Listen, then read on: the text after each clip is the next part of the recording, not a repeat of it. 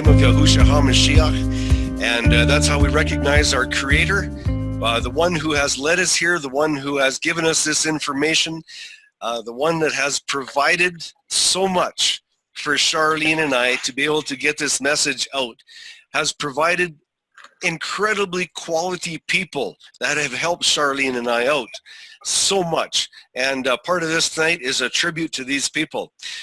So what we usually do right now is we open up our mutes and or open up our mics and we give a good hello to each and every one. Shall we do it? Shalom. Open your mics and say shalom, everyone. Hello. Hello. Yes. It's good to see the happiness on the panel tonight. Yeah. And everyone, this is just going to be a fun night. I don't know, we've got 58 slides and we have a lot of participants tonight, so there's not a bunch of heavy learning. This is just going to be fun tonight.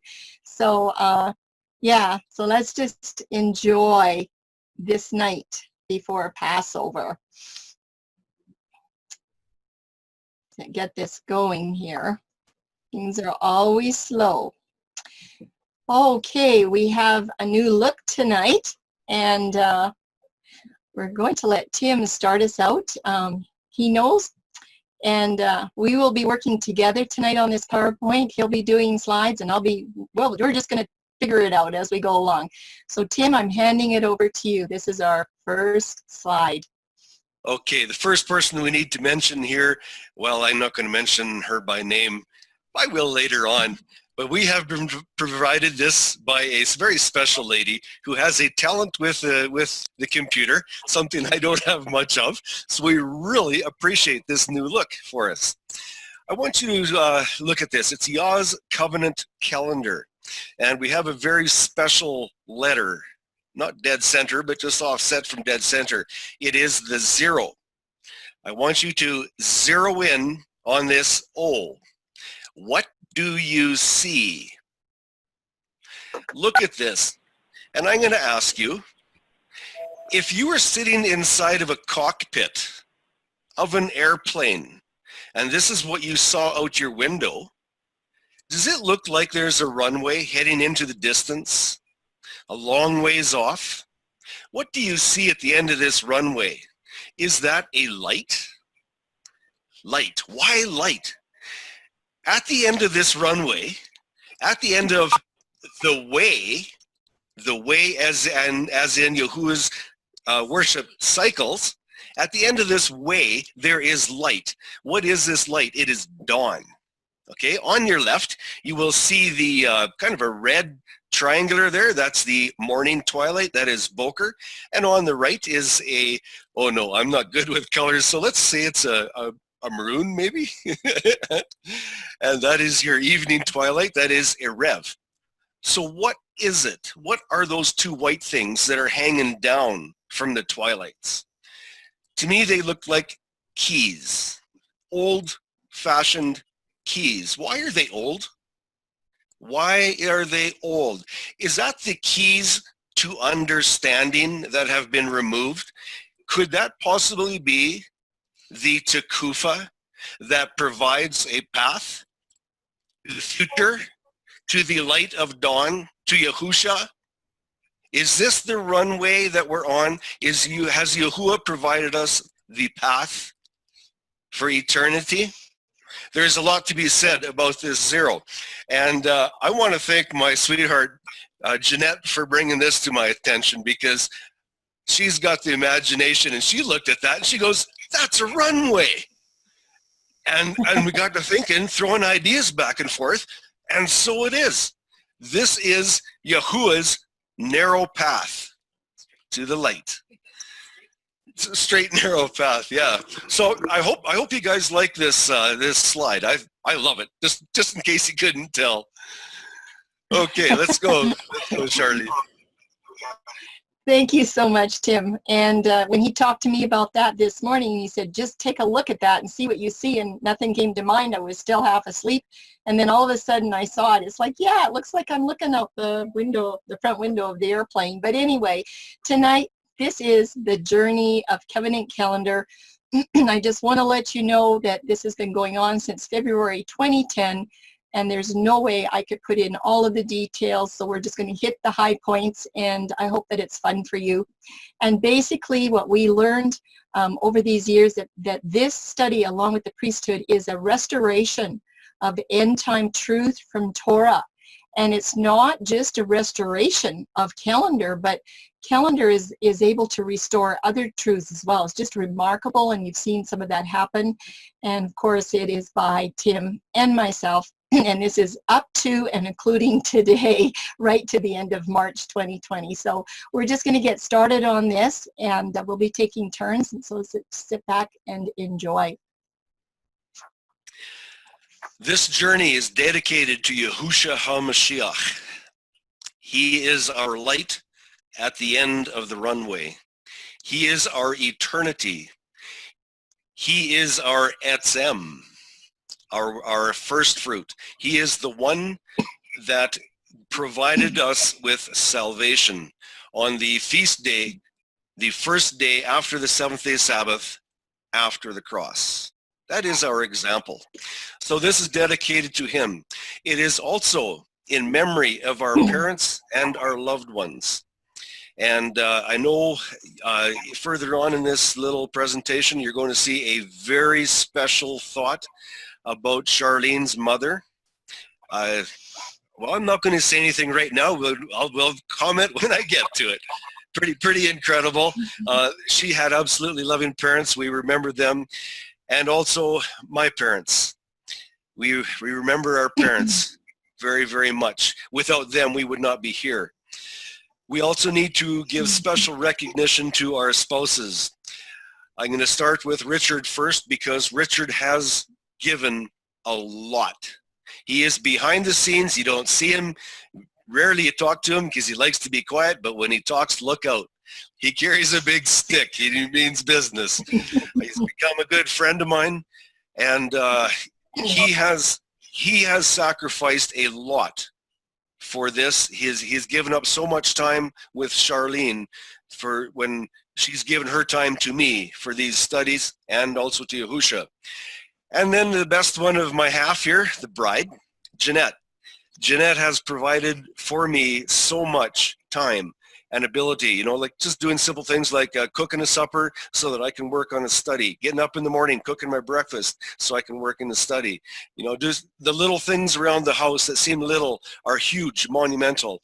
So the sacrifice of our spouses has been incredible. And, you know, it's sad that we don't recognize it enough. So I would just want to stress that right now. Please, when you see Charlene and Tim, think Charlene and Richard and Tim and Jeanette. Please. Go ahead, Charlene. Thank you so much. Yeah, thank you so much. And really, Tim's parents, we knew them very well, just angels as far as I was concerned. But they did not live long enough to see what was happening with this calendar study. They passed away before we got started in 2010. But my mom was alive, and she knew what was happening. And my father is going to be 99 in August, and he knows what's happening too. So when I tell him, Dad, I'm busy, he knows, oh, I better let you go. But anyway, yeah, our parents mean a lot to us. But we just want to get acquainted with you a little bit, because some of you don't know who we are. And I think it's important to know who these instructors are that you've been hobnobbing with for so long. So anyway, the questions are, who are we? Who are Tim and Charlene? Where do we live? What is our background? And how did this journey towards Covenant Calendar even happen, except by divine miracles of Yahuwah like that? And there's so many miracles in this journey, and I couldn't even get them all down. But there's so much going on. So we're just going to start off. Tim's going to help me out with the next part. We are Tim Asselford and Charlene Forch. Both reside in Alberta and or BC, Canada. And it seems like we switched places because I used to live where Charlene does and Charlene used to live where I do. We kind of switched places there quite a while ago. Both have 5 generations of SDA roots. We knew how to honor the sunset day. A little story on my great-grandfather. Just before the 1900s, he was taking a railway train or a ride on a railway. He noticed a pamphlet in the railway station. He picked it up. It said Sabbath or Saturday or Sunday. He read this pamphlet, and on the train, he read the Bible as much as he could. I forget how many days. It was a week or something. He was on the train. And he started out with a piece of paper. He drew a line down the middle, and he decided he was going to count the days that it said Saturday and the days that, or Sabbath, and the days that it said Sunday. He was a Sunday worshiper at that time. After the train ride, he was not. He decided he was going to worship the seventh-day Sabbath. And that's where I have quite a history of missionaries, pastors, and church leaders in my family. That doesn't mean anything to me in the fact that you shouldn't look at me because I have a history of that I'm anybody. I believe that's an individual choice with each person. So don't look at that as anything according to myself. But it's just that there's a lot of people that love Yahuwah in my family. Charlene, you want to go with this one? Yes, and for me, well, I do have an uncle that was a pastor most of his life, but that was about it. We were just a very simple family. We had a simple background, and we just loved the church that we worshipped in. And Mom and Dad took us to church every Sabbath. Sunset was really, really something on Friday night, but we were just faithful. And Mom and Dad were not educated. They did not have the chance to go to school. They were just hardworking people. That was it. We just learned to work. That was it. Work, work, work. There was no time to read or study. What we did with our little Sabbath school lessons was about all the training that we had. So I just left some maps up here. You can see where Alberta and BC are in Canada. And then further on, I'm going to give you another picture of where we actually live right now in British Columbia and Alberta. So like Tim said, we do have roots, but it's very interesting that he was born and raised in the Anaheim Lake area, the West Chilcotin area. Anaheim Lake is right here where this star is. You can see Bella Coola kind of hidden under there a little bit. Tim, were you born in Bella Coola? I can't remember. Yes, I was born and raised in Bella Coola, as was my father. He was born and raised, born in Bella Coola and left shortly afterwards. Oh, okay. So I'm learning stuff too. But anyway, Bella Coola is in the valley, 5,000-foot mountains on the north and the south. And Anaheim Lake is at the top on the plateau. And so that's where we're living, and that's where Tim's parents retired, and that's where we met them. And of course, I was born and raised in Calgary and have been living out here in British Columbia since 1985, but in this area since January 1, 2000 is when I came out. And it's just really interesting that, you know, Tim has landed up in the Calgary area where it was my stomping grounds, although he has moved just a little bit north of Calgary, you know, half an hour or so, but in that area. So 17-hour drive through the mountains if you want to go visit and spend a weekend. But anyway, that's just kind of where we live and what's happening. So we just realized that Yahuwah has a very unique plan. He knows what he's doing when it comes to calendar studies. But, you know, in this study team between Tim and myself, we have similarities and we have differences. Now, you have to remember, we were not raised. We did not know each other. I can remember the exact day I met him in 2004, the very first time. But it's just incredible how Yah put us together. You're going to hear a little bit about that story. But we want to just make sure that you know that both of us were not educated in any of the man's schools of theology. In fact, a lady that mentored me for the Daniel book, she said, Charlene, you don't want to be educated in any of man's schools. You get your education in the divine university. I've never forgotten that. She said, Yahuwah knows how to teach you. Well, she told me that way back in 2003. Guess what? She's right. But we were just born and raised in ordinary, simple homes. We went to ordinary schools. I went to a public school, and we just love Yahusha very deeply. And Tim, you're supposed to be doing the blue stuff, and here I'm doing it. I'm supposed to be pink, and he's supposed to be blue, so I'll try to behave myself. So Tim, Okay. why don't you go ahead with the blue? Okay, I'll say it again. Yes, we love Yahusha very deeply. I would like to take us back to when you spoke about observing sunset Sabbaths. I want to say that my father was an extreme stickler for being on time. If you were not on time, you're dead. Well, not quite like that, but it was that serious. When we go to church, if we weren't 20 minutes early, my dad was upset. And let me tell you, that was not good. He taught me to be on time. When sunset came, you were ready for the Sabbath, period. And if you weren't, we won't talk about that. I learned the punctuality from him. I learned the importance of sunset to sunset Sabbaths. So what I teach and share today about the dawn to dawn Sabbath is an absolute opposite of what I was taught as a child. Absolute opposite. What an opportunity. I would just love to have an opportunity to share that with my mom and dad today, but that will have to wait. More on that later. We enjoy scripture studies and staying true to new truths. We both, Charlene and I, we decided that if we're going to see something written in the scripture and we can prove it, that's where we are, that's where our heart will be. Go ahead, number 5 there, Charlene.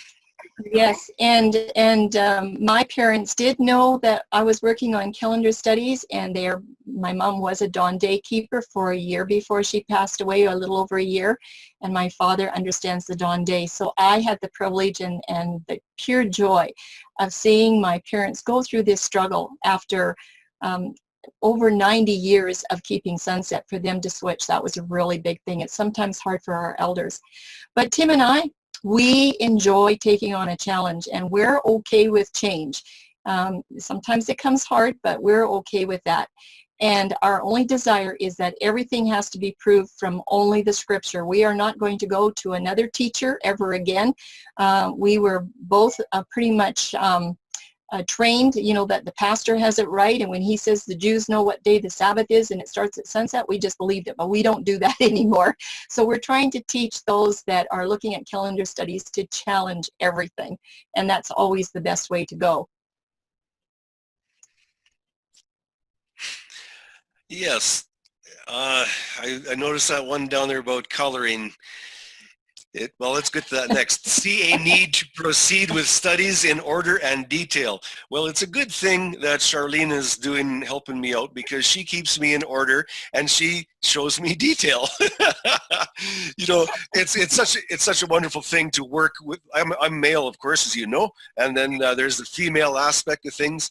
And when you bring these opposites together, sure, sometimes there's little gullies, and sometimes there's hills, and we have to learn how to go down and go up.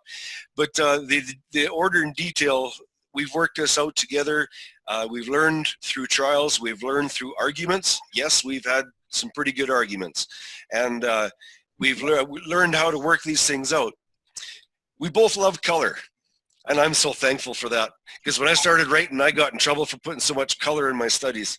And when I was a kid, we had a cabin up on a lake, and we'd go up there in the wintertime. It'd be minus 40 out. It'd be cold. And where would Tim be? I'd be inside. Mom and Dad bought me these, they call them doodle arts, and a great big poster, and they got a zillion little places to color, and each little piece had to be a different color. I don't know why, but that's just the way it is. You can see that in my studies today. My career, I'm a heavy-duty mechanic. Started when I was 18. Took a year to teach me, or to talk me into apprenticing. I didn't want to apprentice. I thought, maybe here 4 years. Who do you think I am? Well, I'm in my 40th year this year in the same place. So that's kind of different. I've had lots of very, very deep, extensive conversations with yellow machinery. Think about that. So let me tell you, when I started writing, and I asked Charlene for help, it was kind of like she got hit with a tsunami, because when you talk with yellow machinery, you don't learn very much about writing or grammar or anything like that. And because I was a construction worker, my grammar was a little on the rough side, to say the least. Thank you, Charlene, for your patience working with me. Well, it just proves if you're a teacher or not. But I want to go back to the coloring books. You know, Tim got all those wonderful little doodle arts to color, and I just got a plain old coloring book. And I just remember complaining to my mom, even when I was older, you know, in my teens, that I never had enough coloring books. And she said, you had lots of coloring books. I don't remember. I never had enough. But anyway, we do both love color, and we just hope that you do too. My career when I was working was as a dental assistant. And of course, that involves extensive communication with your dental team and with your patients. And boy, oh boy, did we ever learn that if you don't know how to communicate properly in that dental team and with those patients, and if you're not charting exactly what is going on, you could all end up in a court of law and lose your jobs. So communication for me was a really big thing. So that was some of the differences. And you know, with Tim talking to yellow machines, and I'm very, very detailed, we had a lot of things to work through, and it did take some time. And Tim already mentioned iron sharpens iron, and I know that too. Do you want to add to that, Tim? Can't say it much better than that, but I know we've both ground a lot of filings on the ground together. Well, I know one thing, even though we've had some disagreements, because that's always what happens when you're breaking up new truth. He can't divorce me, and I can't divorce him. So we just make it work out. So it just happens to turn out that our differences give us independence, and that's a huge advantage over a team that would be married. It's like I don't have to submit to him because he's my husband, and he doesn't have to submit to me because I might file a divorce. So this is a really good team opportunity for Yahuwah. We can have our independence, and I really appreciate that a lot. Tim listens to me, and I listen to him, and we go and sleep it over and start studying. Anyway, what else, Tim? Yahuwah uses these differences in a very good way. So many times in these studies, I have been studying something, and I come at it from, well, I'm a male, so I come at it from one direction. Charlene's a female, she comes at it from a different direction.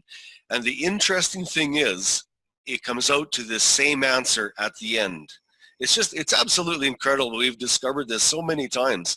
So it's made me appreciate more the female aspect of things. I also want to mention that in my mother, because my mother led out in church quite a bit.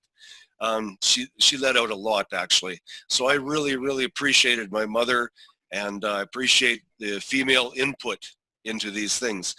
Plus, as you just witnessed earlier on that first slide, I have great female input from my bride, and I'm very thankful for it. Absolutely. And the other thing too is we do answer a lot of emails for people that have questions.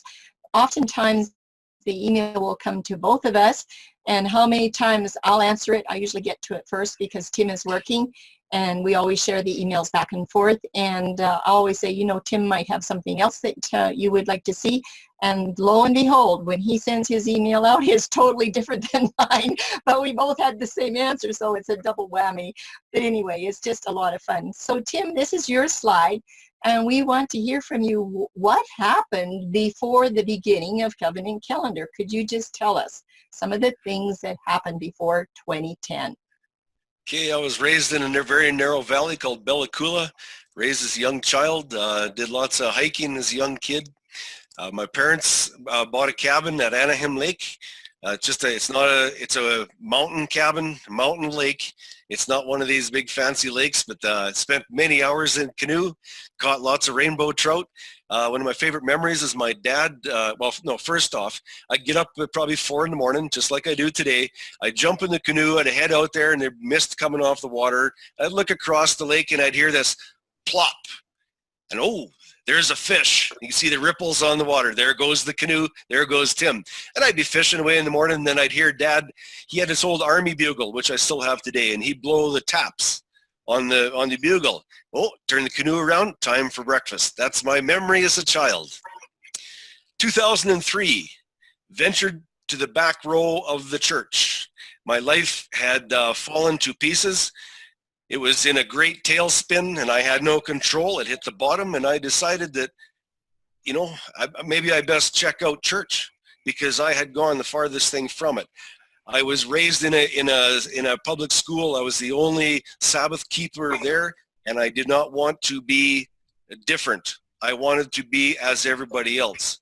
So I did my best later on in life to be like everybody else.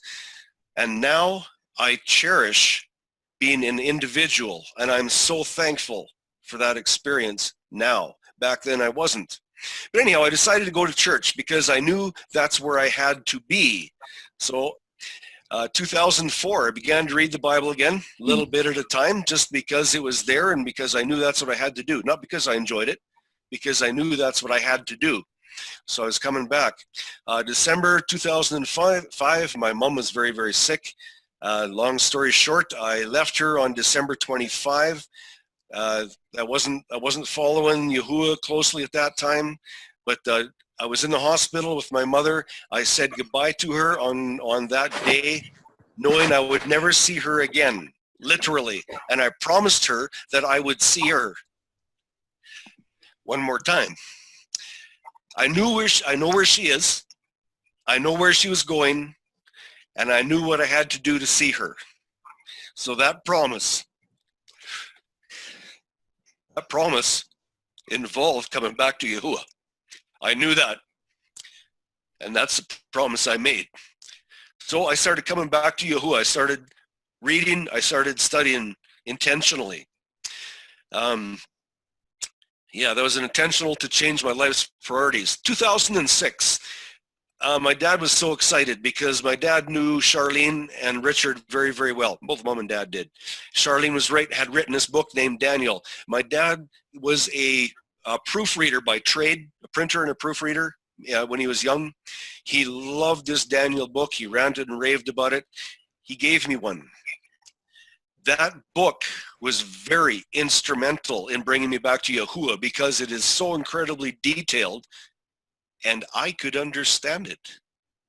Really, I could. It was absolutely incredible. So that was very instrumental, and I must thank Charlene for that in a big way. I was returning to my Sabbath roots. As I was studying hard, Charlene gave me a challenge.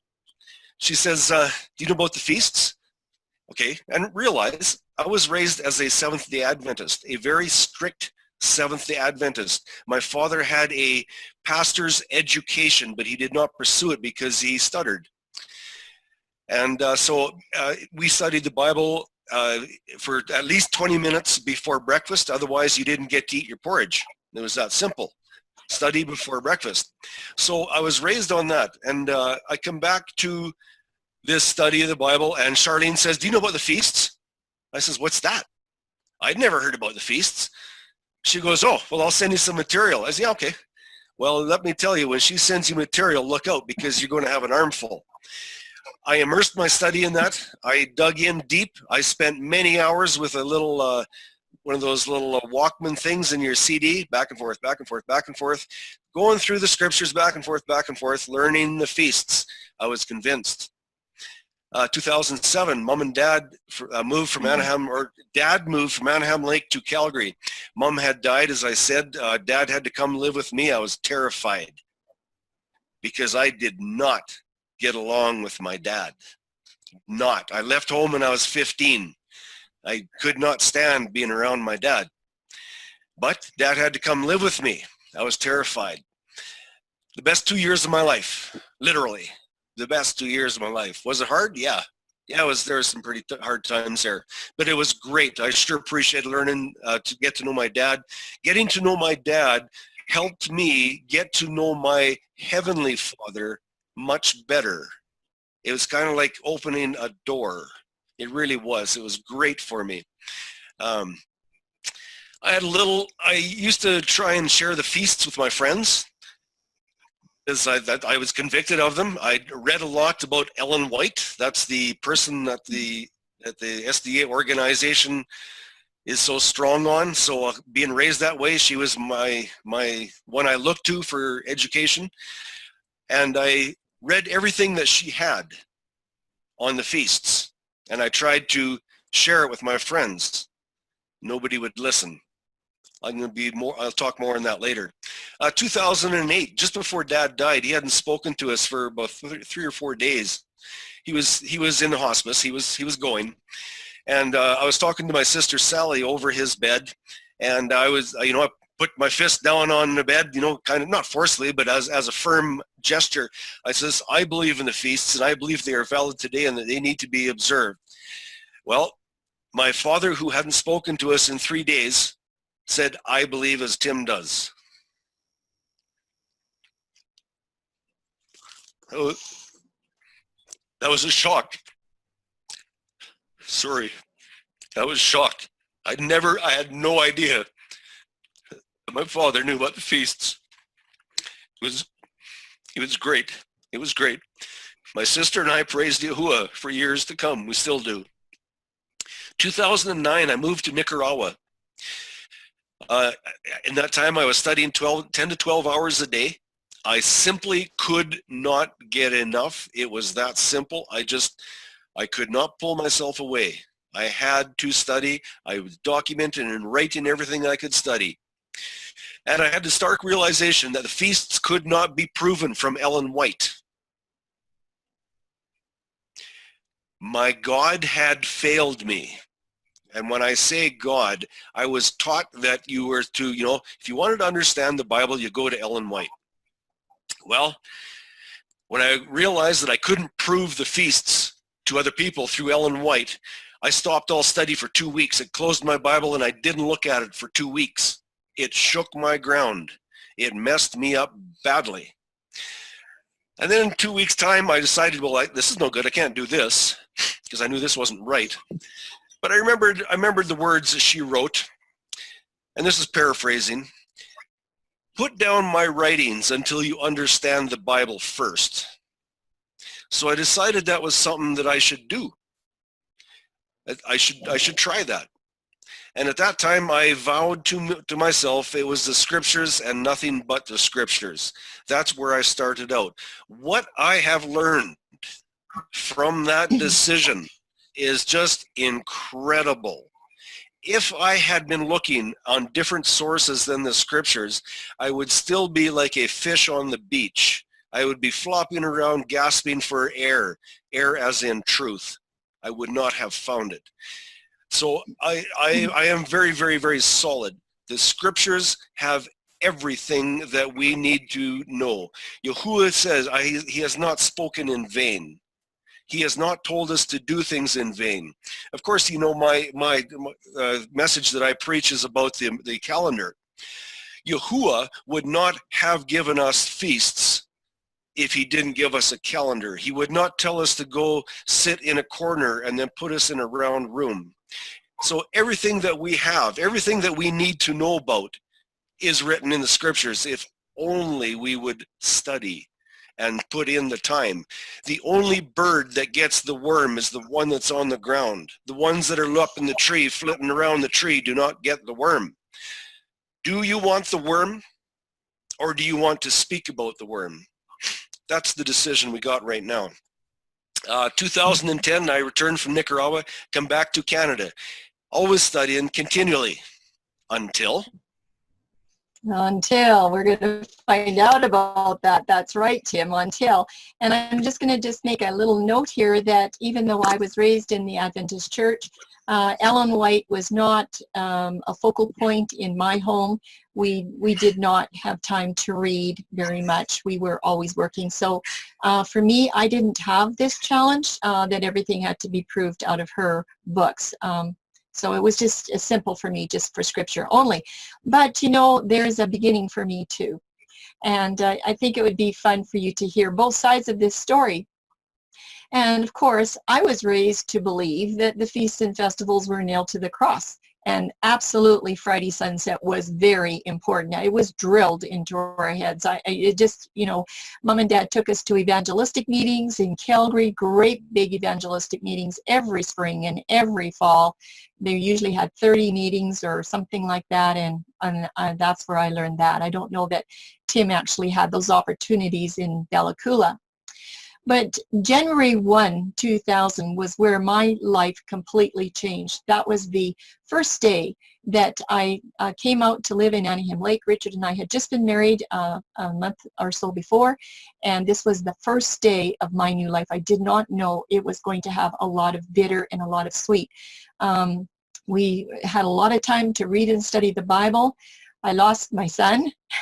It's hard for me too. At the age of 20 in August of that year, we'd only been married 7 months, and I'm here to tell you tonight, just very short nugget, that honest to goodness, if my son was alive today, you would not have a covenant calendar from me anyway. My whole life was revolved around him. He was in the U.S. Navy down at Great Lakes around the Chicago area. He was off base when he was killed in a motorcycle accident. That was hard, and it's hard to lose your mom and your dad, but it's hard to lose a child at that age. And the first thing that Richard and I did after we heard 2 days later, we didn't find out for 2 days, is that we cried, and I said, you know what?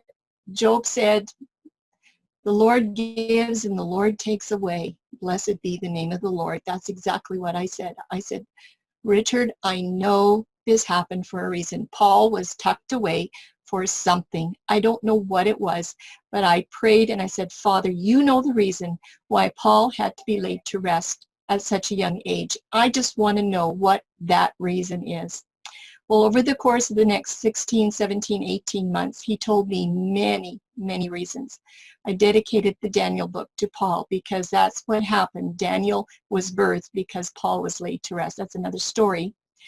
But I felt that Paul's life was given up so that many others could have the kingdom. And I'm seeing that happen around me. I'm just so thankful. When Paul wakes up on that resurrection morning, is he ever going to be surprised? And I just can't wait to tell him what happened. But anyway, you have to be trusting. You have to press forward anyway, right? It says, occupy till I come. Well, in 2001 to 2003, I was learning a lot of new wonderful truths about Daniel and Revelation prophecy. It was always when, as a child, I can remember being 6 and 7 years old, those beasts in Daniel 7, I just wanted to know what they were and what they meant. And prophecy always had something special for me. And I just enjoyed that. And so that was kind of a leading up to writing a book that would be fun for everybody. But I was also looking for the feasts and festivals. Something started to egg at me. You better check out those feasts and festivals. Well, it turned out that we went down to Vancouver for Richard to visit his grandmother's grave. And his uncle, Bernie, took us over there to the cemetery. That was the first time I had met Uncle Bernie, and he had been estranged from Richard for about 35 years because of the distance. And I was very, very interested because when we came back, he said, you know what, when I die, just cremate me and just go throw my ashes on the dump heap because, on resurrection morning, I'm going to raise anyway. I don't have to be in a special place like this. And he said, we're just sleeping anyway. And I said, oh my goodness, you believe that? And he said, yes. And so I knew that the Worldwide Church of God believed that. And so I asked him, I said, are you Worldwide Church of God? And he said, yes, I am, since 1969. I said, oh, do you know anything about the feasts and festivals? Well, he sure did, So he said he would send me material. Well, he sent me material, but it didn't really get too far with that. I guess I wasn't in the right mind space. But anyway, in 2004 was the year that we met Tim at his parents' place. And we were there many, many times on Sabbath. We had many, many wonderful times with his mom and dad. And they just always said, please pray for Tim. Please pray for Tim. Well, we were. And guess what? we are praying differently for Tim now that he has enough energy to do these studies. But just wonderful people. They were just like parents to Richard and I. And we were so blessed to meet Tim. Also met Sally, had no idea that Sally was a daughter to them, and we had met Sally and her family way back in 1980 when our children were just little, like 3, 4, and 5 years old in Sabbath school. So now I know that. It was around 1994 or 5 that I had a dental assisting a practicum student for 3 weeks in the dental office, and come to find out around 2006 or 7 that was Tim's other sister, Buffy. And so here I actually came in contact with the family in many different ways, but we finally all met in 2004. But it was in 2004 when I was still searching, and someone said, well, if you want to know about the feast, why don't you get Samuel Bakioki's books? He's written one on the spring feast and one on the fall feast. And I said, okay, that's what I'll do. I had heard Bakioki speak in person several times in different places in BC and Alberta, and I really enjoyed him. But you know what, everybody? I could not get through those books. He was a professor, a doctorate of theology, and I just... his writing was just like way over my head. I just couldn't get through those books. Anyway, from 2004 to 2006, I got busy and I published a Daniel book. And one of the things that we did before we even got started is Richard and I promised that if we found any new truth, that it was going to go into that book. Now, I didn't write the book for Adventists. It was not written for the pastors and the leaders of the church. It was written for anybody that wants to just have fun and know about Daniel. So I wasn't writing the book to please the Adventist denomination, but I really did know that if that book found its way into Adventist hands, that there could be trouble, double trouble. But we said if there was anything that we found that was true, that the church wasn't teaching, it was going in that book, and it just didn't matter. Well, guess what? There was 3 areas, 3 hot spots, and the feast was one of them. Well, how did that happen? I'll never forget the day. It was February the 2nd, 2006. It's called Groundhog Day up here. It was a very memorable day. It was the day that changed our lives completely. We had friends coming through at night in February at 7:30 at night. It's dark. My husband was in town. He told me, don't open the door for anybody, because we do have natives out here, and sometimes they come to the door and they're kind of tippy. So he said, don't open the door. Well, the doorbell rings at 7:30. Oh my goodness. Well, I went to the door, and finally I guess the people thought I wasn't really sure if I should open it or not. And Tim knows who these people are. They were Peggy and Eli. And they were on their way home down to Bella Coola, and they were stopping for a drink of water because they still had 2 more hours to go down that big hill. And they just spent just a few minutes. And as they were walking out the door, Peggy handed me a little tiny book. And this book was one of those books that Tim had come across many, many years before.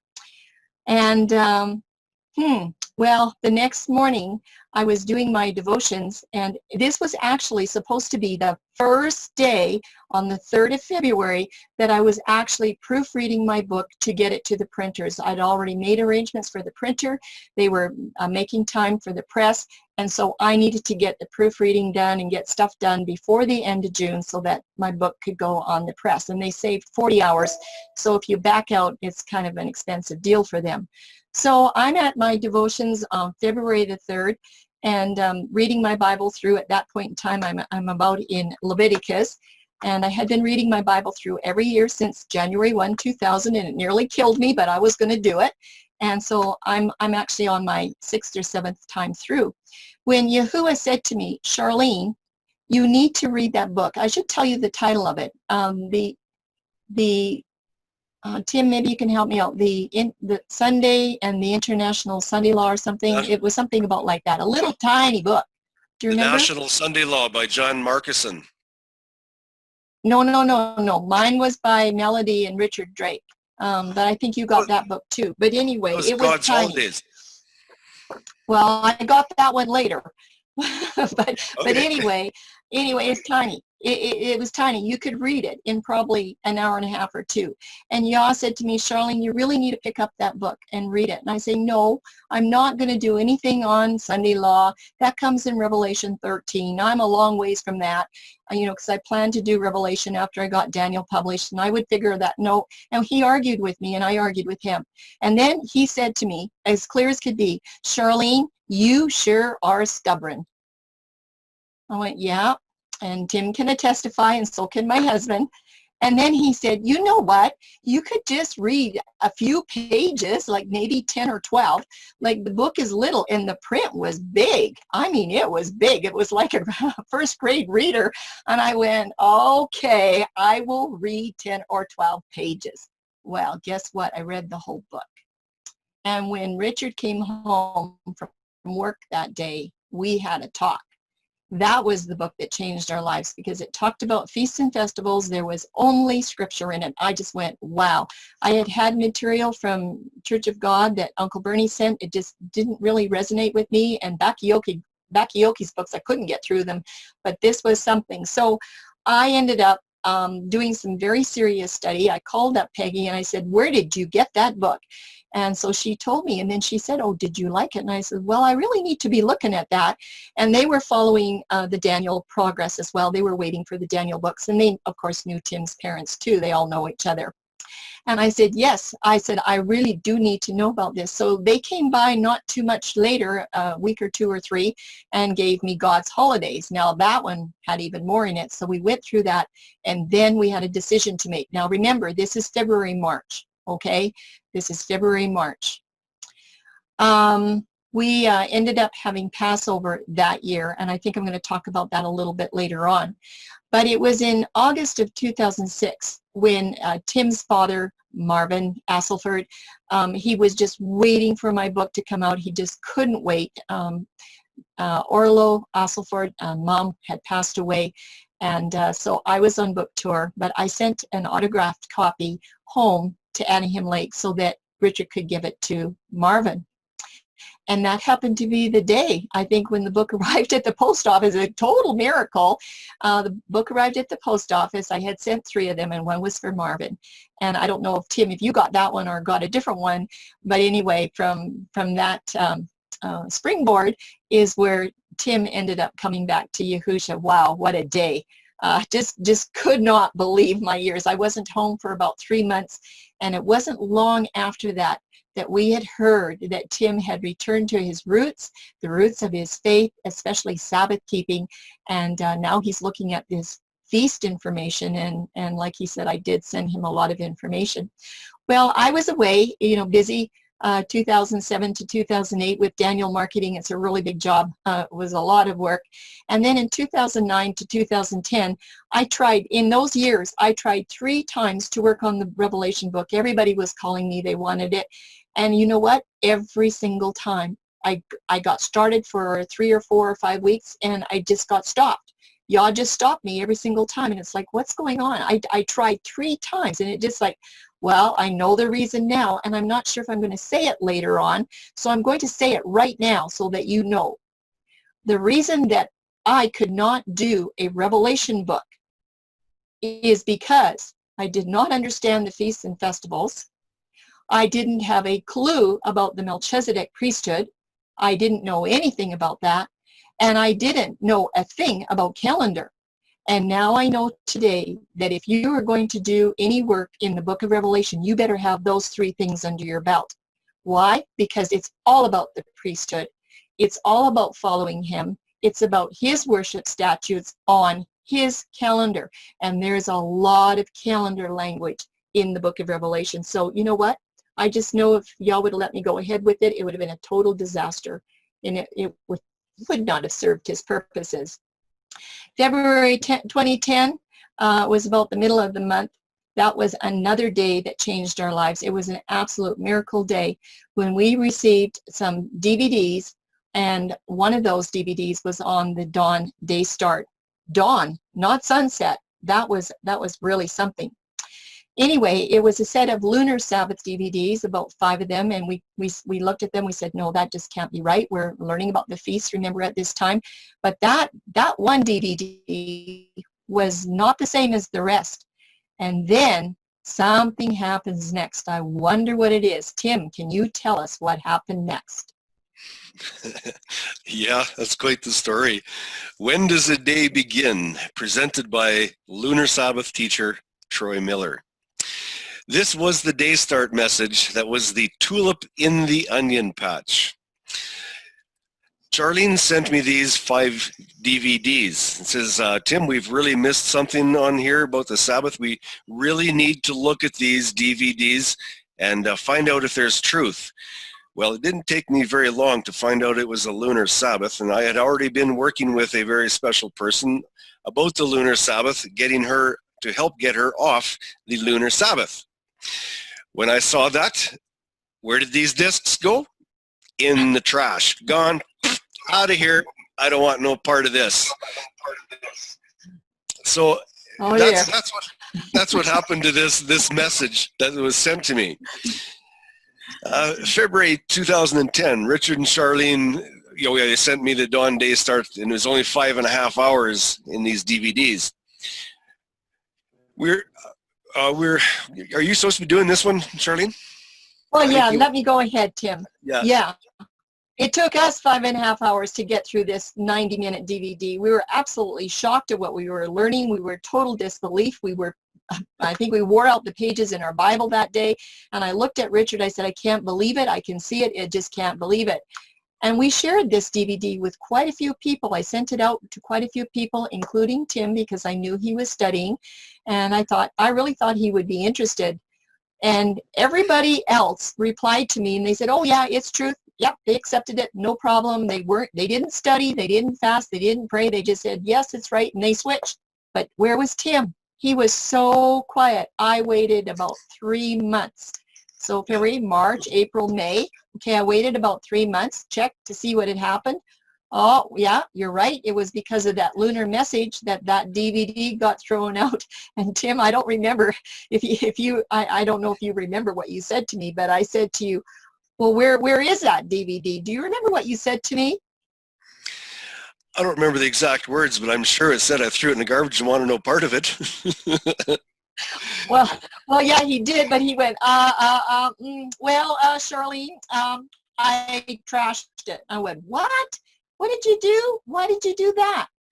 And then finally the truth came out. It's like stutter, stutter, stutter, But it was in August. Finally, I caught up to him in August, and he agreed that he would look at this DVD. Please send it again. So in short order, I sent it, and I got a phone call like as soon as he got it that next Sabbath, and he called us at 1 o'clock, and he said, no, it wasn't at 1. He said he started at 1, just like we did, and it was 5 o'clock, and he said, you're just blowing my mind, Charlene. It took me 5 hours to get through this DVD. Like, what's going on here? Well, Tim, do you want to carry on? I was convicted immediately. I only saw 6 or 5. It was 5 examples that were on the DVD of the dawn start of the day. They were extremely in a skeleton-like form. There was no definitions. There was no numbers, the Hebrew words, just very, very, very basic. But I knew what I had read, and I knew what I was taught. I was taught sunset to sunset, and I knew that was true. But yet the Bible said dawn to dawn. I knew what I read. And I was convicted immediately that very afternoon. I don't understand why. Maybe because I had already made a commitment to come back to Yahuwah, and that was just my next step, is automatic. If it's written in the scriptures, that's where I am going to be. It's that simple.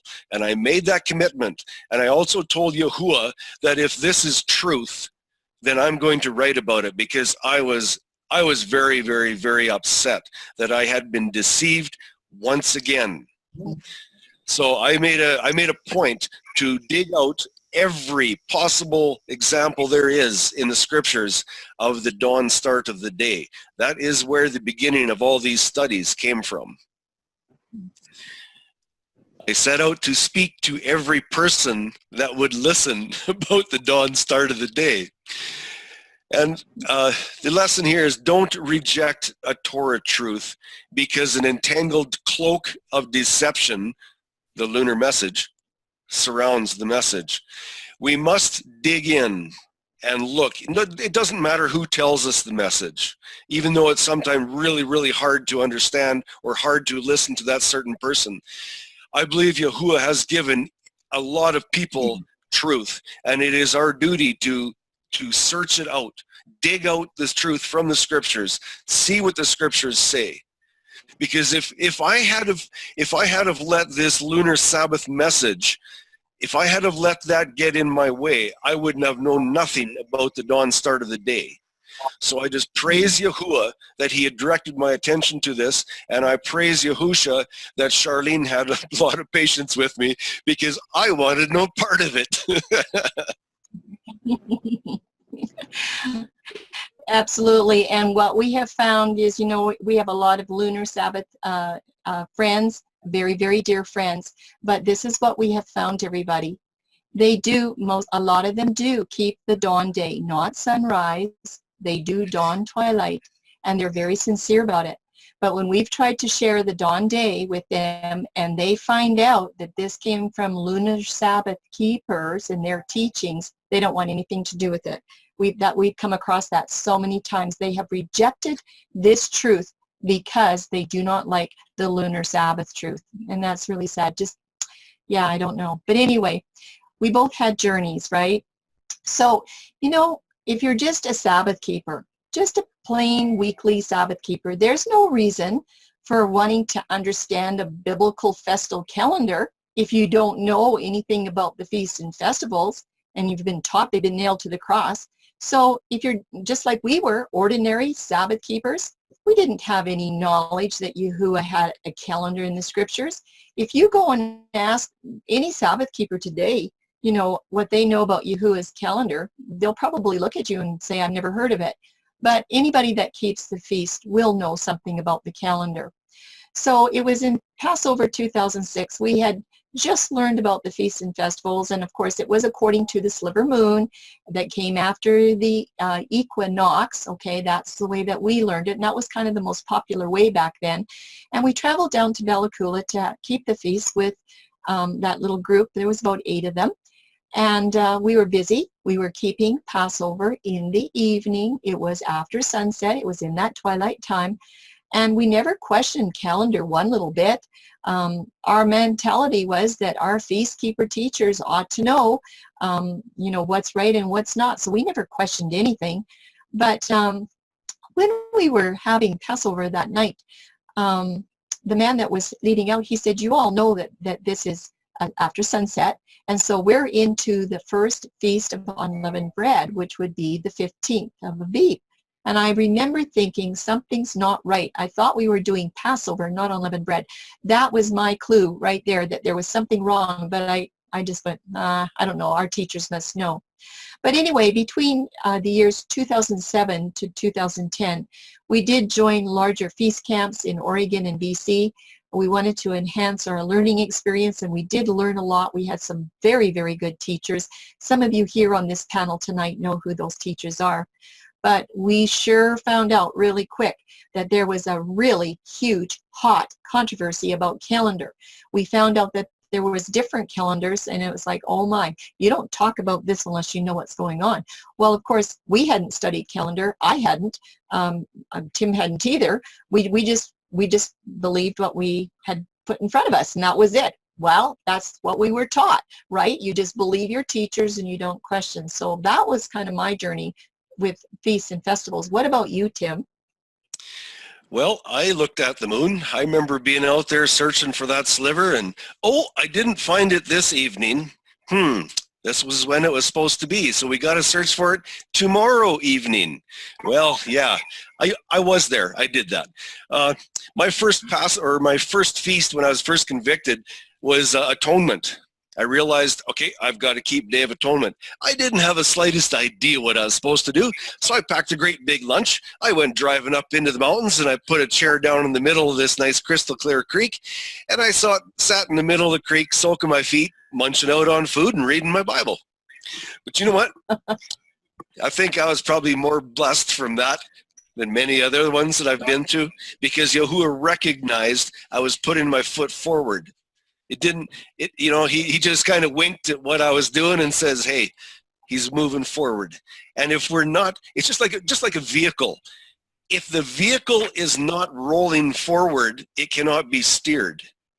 And if you and I are not moving forward, we cannot be given direction by Yahuwah. We must be moving in a direction. So that was my first actual feast. Sukkot 2009. First gathering with a large feast in BC using the same sliver moon month calendar. I had no idea about calendar. I didn't realize there was a calendar controversy. I was just following my leaders. Let's look for the moon.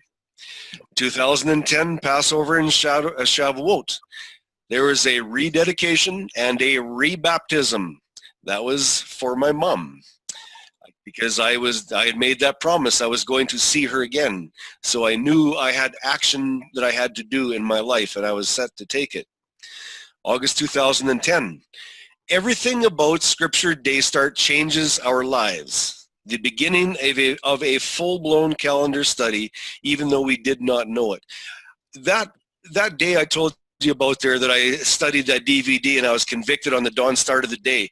The very next Sabbath, I observed the dawn to dawn Sabbath. Was I uncomfortable? Greatly. Massively uncomfortable, because I knew, quote unquote, that it was sunset to sunset. So making that change required a lot from me. But I did it, and I was blessed immensely from it. Thank you, Yahusha. And I decided to research and write while Charlene worked on Revelation. And I want to tell you, I had to chuckle because I needed so much help. I couldn't write nothing. It was just absolutely disastrous, believe me. And I call Charlene, can you help me with this? Okay, well, I'm writing Revelation, so I'll give you an hour. Okay, so I'd send it over and she'd help me. It'd take her 3 or 4 hours to sort out my mess. Next time, Charlene, can you help me with it? Okay, well, I'm working on Revelation, so I'll set it down and help you for an hour. Well, maybe that one would take a weekend, and it kept, Charlene, I had to laugh when you're saying she had trouble with Revelation. Yes, you had trouble because Dawn kept getting in the way, praise Yahuwah. Go ahead, next one, Charlene. And this is where we're different. Tim and I are very different. He saw the Truth in the Dawn Day DVD, and he kept it that very next Sabbath. Not Richard and I. It was like, no, we're going to make sure. I'm here to confess that we did not completely switch over for 21 months, everybody. 21 months.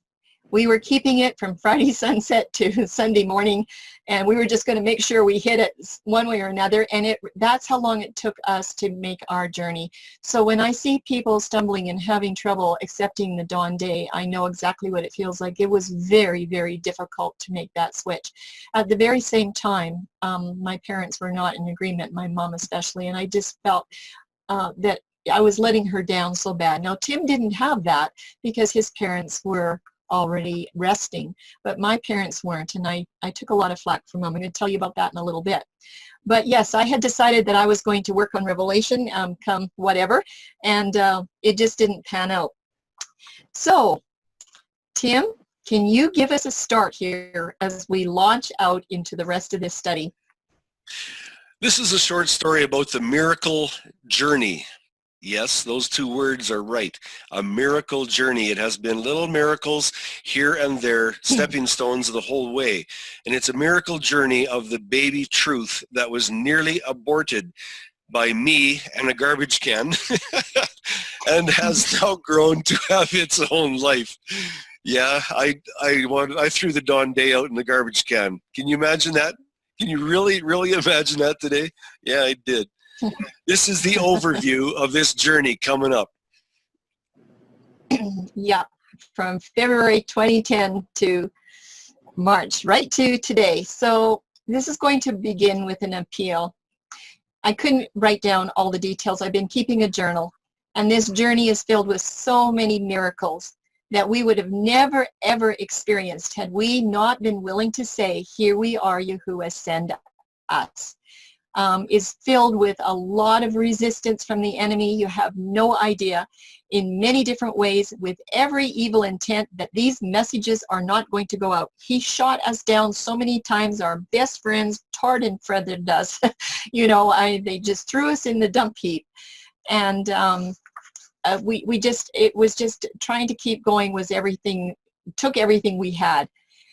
But that's completely understandable when one begins to see the full calendar study. You can imagine why the enemy was unhappy. He didn't want this going out. He knew what was going to happen. He knew this was a restoration message, and it certainly is. Well, we should have been aware ahead of time that this was going to happen. And eventually, we realized that we needed warfare prayer, and that has to be in place well ahead of time for heavenly protection. Spiritual warfare was really huge. And there have been all kinds of things that we have learned on this journey, including to fast and pray along with warfare prayer for protection. With the moon studies, I had to do warfare prayer, every single one of them. It was just, we barely kept our head above water on that one. So now it's very obvious to us that every enemy out there does not want the truth of covenant calendar to be spoken. They'll do anything they can to shut it down. They just don't want to hear it. However, we have also learned as we look back on these 10, 11 years that Yahuwah has his own plan, and it's going to move forward according to his will and his time. He's got the stronger arm, everybody. He's the one that's going to open the way. So Tim, I'm going to let you finish off the slide. That second to last sentence you just said, Charlene, he's got the stronger arm, and he's the one that can open the way. We need to cling on to those words, especially where we are today. We need to hang on to that with all the strength that we have, I should say. Friends, we believe it is time to know Yahuwah's calendar. We have seen so much truth come out and so much revelation of things happen in this world. It's time for the calendar. It's about time we have the opportunity to walk in the Melchizedek steps according to his covenant calendar and not another counterfeit. I was sent a calendar today, and I was told to look at it. I tell you, it gets me a little upset, to be honest with you, when I see these things that people write out and they have no idea what the scriptures really say. It is so far out. The dates, the days, the reasons of times is just so, it's incredible. We need to study. We really, really do, and devote our time. We believe there are no idle words in the scripture, including the calendar lingo, and certainly this involves every prophetic timeline for the end times. Covenant calendar can explain the changes from the 360-day year to the 365 plus days and back to the 360 days for the end times. Yes, I believe 100%, I am fully convicted that we will go back to 360-day years. I have no doubt. We can know the end from the beginning, as Isaiah 46, 9-10 mentions, and there's 6 other places with that also. Isaiah did not mention this concept 7 times between chapters 40 and 48 for no reason. If we want to know the ending, we need to study the beginning, the Shana years, the 360-day year. This is how the end time is going to be led out. Yahuwah's granddaddy clock is set on a 360-day cycle or a year, the Shana year. And it is so clear in the scriptures. It's so clear. We need to learn to challenge everything. I have learned as I study that every belief that I have must be put on the proverbial chopping block. It must be split open and examined from the inside out. If it's written in the Torah, hang on to it. If it's not, there's the garbage can. It's that simple. And when we decide to Shema, that's listen and act accordingly, we cannot turn back. I have seen people with this dawn day. They grab it, they accept it, they run with it. Oh, yes, it's truth, but they do not study it. And when the wind comes along, the wind blows them away because their friends tell them that they're silly because it starts on the sunset. and they go along with it and they go back to it, and it's so sad. Our hearts must yearn after the truth, trusting Yahuwah will guide and direct us. That's what we need. That needs to be our creed. We need to do that every morning that we get up. Ask Yahuwah to guide us, and not just ask, we need to be willing to follow. Absolutely. Well, how does one start a calendar study? Some of you might be newer tonight and not really know. As you already know, my corner was very busy with studying and researching and trying to write this Revelation book. And so I wasn't very much help to Tim there at the beginning. But, you know, there's lots of other resources out there. And we thought, well, we'll just kind of look at the internet. Even back in 2010, people were starting to search the net for different things. So besides that DVD, we could only find one article on the Daystar on the web. That was in 2010. It was by Buell Holpike. It was about 5 pages. And we did finally get in touch with him by email, but he was an older man and he wasn't in very good health. We just really thought with what he knew and understood and probably studied that he could probably help us, and he could maybe get us going, because we didn't really know where to start with this. We didn't know anybody else that believed it besides Troy Miller, and we didn't have contact with him at that time. These discs were given to us, but no, he wasn't interested in working with us at all. He just said no. I don't know, he had come under a lot of attack as well. But oh, my mom, you know, we just want to please our parents. I was taught to be obedient. And when I shared the Dawn Day with my mom back in 2010 and 2011, she was so upset with me. Oh my goodness. She was upset. And I only had one spanking in my whole life. So my mom was really surprised that I was getting into something that the church didn't teach. And so I would go through the Bible stories, you know, Genesis and Genesis 15 with Yahuwah and Abraham, the Red Sea and the Passover lamb and all those Bible stories. We would just read it right out of the Bible. And Mom, do you see it? Yes, she did. But you know what? As soon as she closed the Bible, she didn't see it. And she would scold me. She would say, Charlene, I'm so ashamed of you. You're going to split the church. And it was like, no, Mom, no. I know this is truth. I know it. But she just could not see it. That was in the early days, okay? Anyway, I think I'm going to talk about her a little bit later on. But Yahuwah knew something that we did not know. And it's always good to kind of check with him. So, Tim, can you carry on?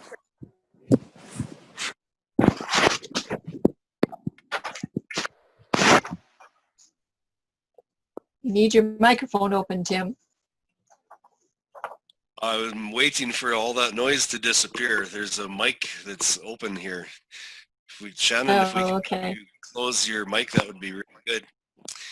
Okay, now, we're going to be talking about your mother farther on, aren't we, Charlene? So I'm going to leave my comments. I think so. Yeah.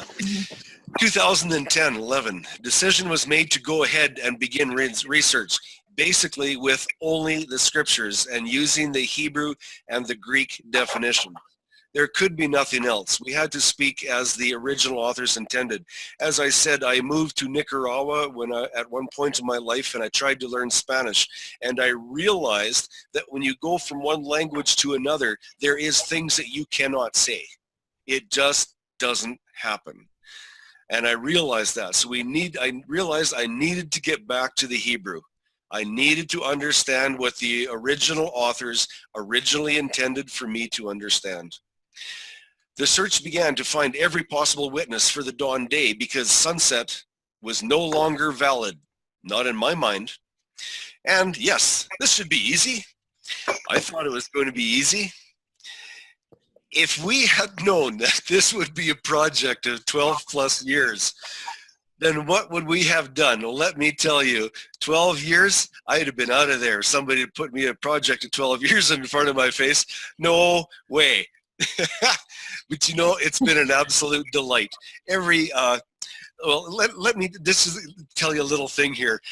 Jeanette, my bride, found a little piece of information just a few days ago that confirmed through other information the year of our Mashiach's death. It confirmed it. And this little bit of information is just solid. It's a full key inside her. It's the missing piece, if you will, in a puzzle. Well, she was so excited. She phoned me up. She's talking away, and she's just talking like this and happy as can be. I know that feeling, because I would be searching for these little things, and I'd find something, and I'd this is when I wasn't married with Jeanette, and I'd phone up Charlene, and I'd be giving her these little details, and I'd be so happy about it, just talking away, and it'd be like it'd be just a burst of energy to find these little truths in the scriptures. If you'd have told me 20 years ago that I was going to be so excited about studying the scripture, I just shook my head and just walked away from you. Yes, life changes. Life changes. Yahuwah has the power to do that, and I praise his name. Yeah, when he fills your cup, boy, and it's overflowing, you got lots to share. That's for sure. And truly, if we had known, if Yahuwah would have said, you're going to be working on this day and night, you're going to eat, sleep, work calendar as every spare moment, we probably would have said, no, I'm out of here. Like, let's go do something else. Well, you know what? We got to the place where it's time to start sharing this day start. And I want Tim to go through his testimony of what happened when he started sharing day start for the first time. Okay, after a year of research with Charlene helping me, we created my first little booklet. I still have it. I think it's about 18 pages, I think. It has all the basic information. It was on the primitive side, but it had the basic information, and it was there if you wanted to understand it. Well, I took it to our Passover at Oyama. This was a feast group that I had started to attend, and if you were breathing oxygen, I was talking to you about dawn to dawn. I was bouncing off the walls because every person on the face of this earth was going to take dawn to dawn and going to run with it. Yeah, right. Oh, I got hit in the head with a baseball bat. There was a person there. He was turned out to be a friend of mine afterwards. He still doesn't agree with dawn to dawn, but he was the leader, and he took my little booklet. He put it on his website, and he destroyed it with the Christian sunset explanation. He gave all the normal explanations why it was so wrong. Well, I was infuriated, to say the least, because I knew what I had read. I looked at one of his pages on his website, and there was a little straight line and two little marks on it. It was called a chart, I guess. And me, knowing nothing about computers, being totally illiterate, I looked at that little chart with 3 or 4 lines. I don't remember how many, and I said, I have to learn how to do that, because if he is going to destroy my paper with stuff that is not true, then I must learn how to write a better or draw a better chart. That is where these studies have come from. I was incensed, to say the least. A few years later, I shook his hand and I thanked him profusely for what he did, and I meant it from the bottom of my heart. And his jaw hit the floor, of course, because we'd had some pretty strong words between us. But yeah, I'm so thankful for that. Yahuwah brought him in front of my path. That is why these studies are here today. Yeah, absolutely. And little did we know that Yahuwah knew something else that we did not know. He knew that we needed to have a lot of resistance, a lot of humiliation, and a lot of rejection in order for these studies to be thorough and presentable. There was a lot of learning still ahead, and many times of heartache and frustration. You have no idea. But anyway, Tim, what is this? Rejection, it will either make you dig in or give up. Is that really true? You got her. There's no other choice. It'll either make you stronger or it will weaken your bones. And we were not giving up. No, not yet, not ever. Truth is a quest, and we need it. To me, it's like oxygen. I need it. it's important. I need to know what Yahuwah has told me. I need to know that. Yes. So let's get busy with this journey. You know a little bit about us, and you know what the struggles that we've been through. So why don't we get going, because we've got a while here on these slides. But Tim, can you start us off, and I'll help you out. August 2010 and September 2012, I was studying and researching and writing. I found lots of evidence on this that the sunset was false, and the simple dawn day charts were prepared and shared freely with unexpected results. And again, Charlene helped me a massive amount with my writing skills because I simply didn't have any. Oh, it was kind of cute. But I had learned many years before, between 2003 to 2004, that it's really important to teach with charts. I'd learned that from my mentor that helped me with Daniel, and she told me that if you build charts and there's a mistake in what you're studying, the chart will show it to you. And I went through that with the Daniel book. And so I said, we got to build charts. And I think Tim probably said, oh my goodness, you know, well, Ray had that little tiny chart and he doesn't even know how to use a computer, but we managed, and guess what? We're building pretty good charts these days. But it was September 2012. I remember it was Labor Day weekend, and Tim called me up and he said, Charlene, I really need help. Like, I need a lot of help. I am not writing very good papers. Everybody's like burning me at the stake. And so he talked me into helping him. I said, okay, I will put down the Revelation Project and I will help you with this until it's done, and then I'll come back. And I'm thinking a couple months and I'll get back to what I was doing before. That was Labor Day 2012, everybody. And we're still stuck together. So for how long yet, I don't know. But that's what he did. He said, please, I really need some help. Well, when I saw some of his studies, and they were sort of kindergarten, weren't they, Tim? Grade 1, 2 style. And I looked at them and, oh my goodness, I don't know if I have some around here anymore, but there was arrows pointing everywhere. There was this, like, you just didn't know how to even look at this thing. I went, oh, well, it probably needs a little bit of help, but I think he's on the right track. So that was when I said to Tim, and I hope I'm not out of order here, I said, you know what, Tim, when the Sabbath keepers see these dawn day studies, you know, when we get them put together, they're just going to love it. Like, I was positive that, you know, all of my Sabbath keeping friends and family would just love it. Now, we had switched over. We had switched over to the dawn day. It was October 2011. It was around Day of Atonement. So we had already been doing this for a year, and we were just so blessed. And I was just positive. And Tim said to me, you really think so? Oh yeah, they're just going to love it. Well, it didn't really work out that way, did it, Tim? No, not at all. No, I've lost many friends. I've lost family members, because they just do not want to hear about that lunatic Tim and his dawn day. They don't want anything to do with it. So I use only the scriptures, and I stay true to the Hebrew definitions. These studies had to be done in order from the beginning, from Genesis. I remember my first writing in Genesis, I think it was about 3 pages. And I did not understand Genesis. It took me a long time to work that study out. It was difficult. But wow, the profound base in Genesis 1 is absolutely incredible. And Charlene told me that we must proceed through each book in order of chapter. And of course, Charlene's my mentor, and I'm going, yeah, okay.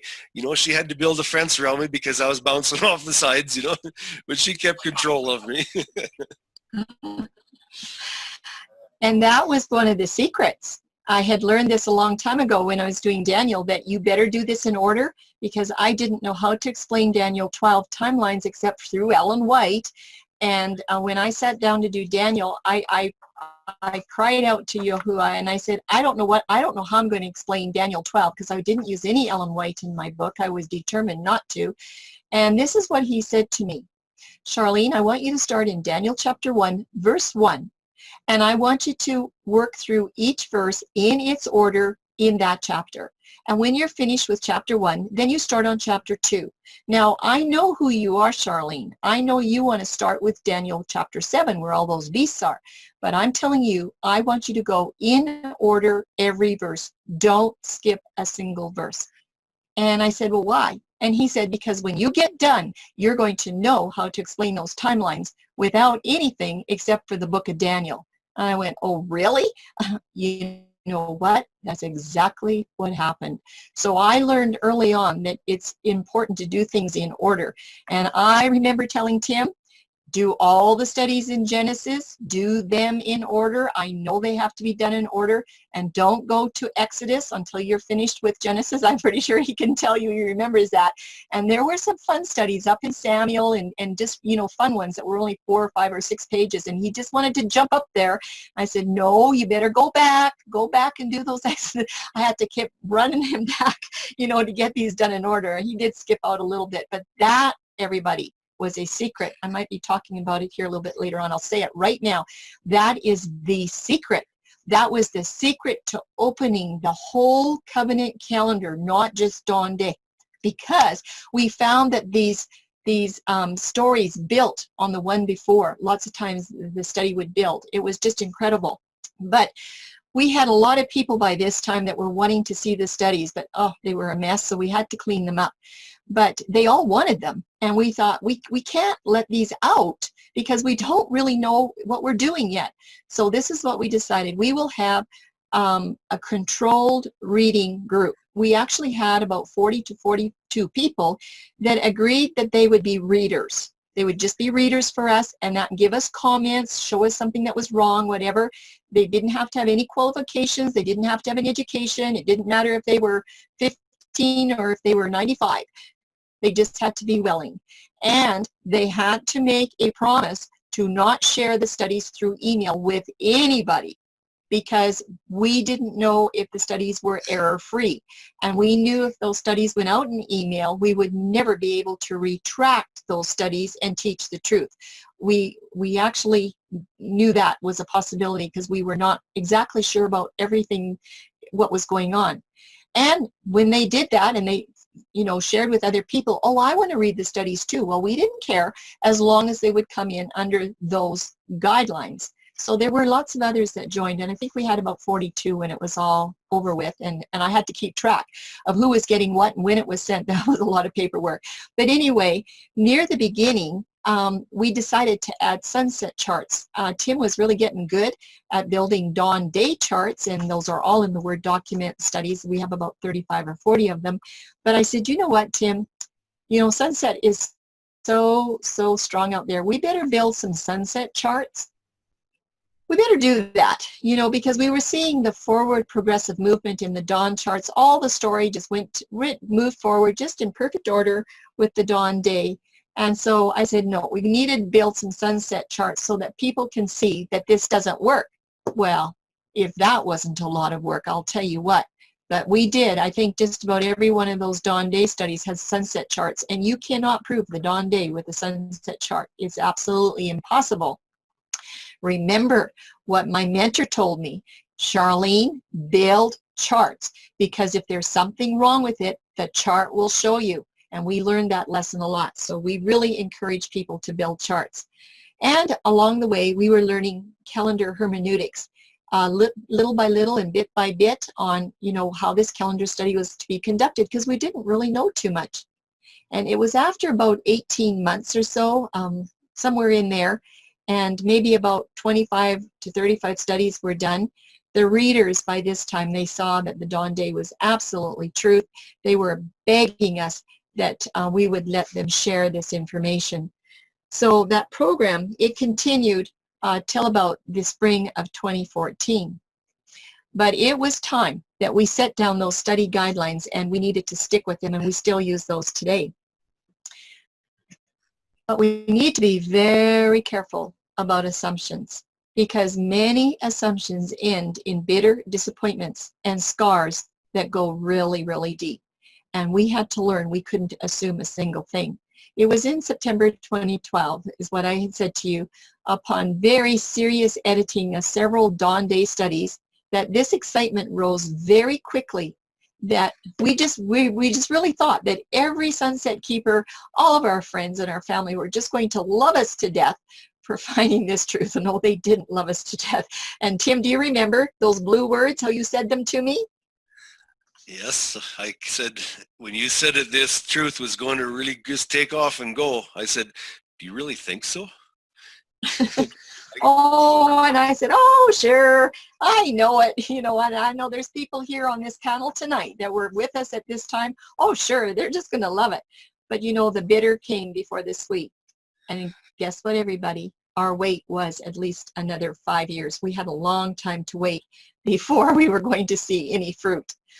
The Dawn studies start to see some acceptance. It was around January 2013. I ended up meeting up with another person from Vancouver Island, from Canada here. And first this is from New Zealand. They had received a Daniel book of mine, and they had asked me a question. And I thought, okay, I'm going to send them something because they gave me their address. So I sent them this 90-minute DVD. Oh my goodness. Oh my goodness. I don't know how long it took to get down there to New Zealand, but it's quite a trip from British Columbia. And as soon as they got that DVD, they emailed me immediately. And this is what they said. This is a miracle. They said, thank you so much for that DVD. This couple had been, a young couple, had been studying this subject privately, all by themselves. They had found the Dawn Day truth. They had a brother in the United States that was seeing it, but they thought they were the only 3 people in the whole world that had found this discovery. And I sent them this, and it was just that morning, before they picked up the mail, that they were praying and they were fasting and saying, Father, please give us some indication that we're on the right track. And when they went to the mailbox and got the materials that I had sent them, and they didn't know it was coming, they just went, that was it. It was like incredible. Also had lots of study time on the phone with another man from Vancouver Island, who had told me that he was down in the Caribbean or somewhere and had converted 4 Jewish synagogues over to the Dawn Day. I've lost contact with him. It was in about March 2013 when I shared this Dawn Day study with Walter Schoppe. You all know who Walter Schoppe is. He's our trooper, okay? And he took the message to Germany that Passover. And they did not like it. And we're going to hear the end of that. They were not very happy with him. And he had been over there many times for the feast, and he's done some wonderful studies, and they just loved it. But this one they did not like. I need to tell you about my mom. It was in February 2013 that I heard some really good news. When we started redoing these studies in September 2012, I think there was about 7 or 8 of them that were done. And I had asked my mom, I said, Mom, would you just read the studies? And she said, yeah. She said, I'll read them. I just went, wow, that's kind of interesting. So as we would get them done, I would send them out to her. And it was probably one every 2 or 3 weeks, but there was about 7 or 8 of them. When she called me one day in February 2013, this was about a year before we realized how sick she was. And she said, Charlene, I just went to the mailbox, I finished my work, and I sat down and read this paper. I don't remember which one it was. She said, you know what, you're absolutely right. The day does start at dawn. I could not believe my ears because, you know, for 3 years she had been scolding me quite a bit. But anyway, there was such a huge discovery when we actually came across those 2 commands of Moses in Deuteronomy chapter 4 and 17, and where he said, don't you dare look to the sun for worship or for service. So we knew we weren't supposed to look to sunrise. But we also saw that the moon was in those 2 verses as well. You know, it was after 3 years where Yahuwah begins to move these studies to address that moon. Oh, the moon.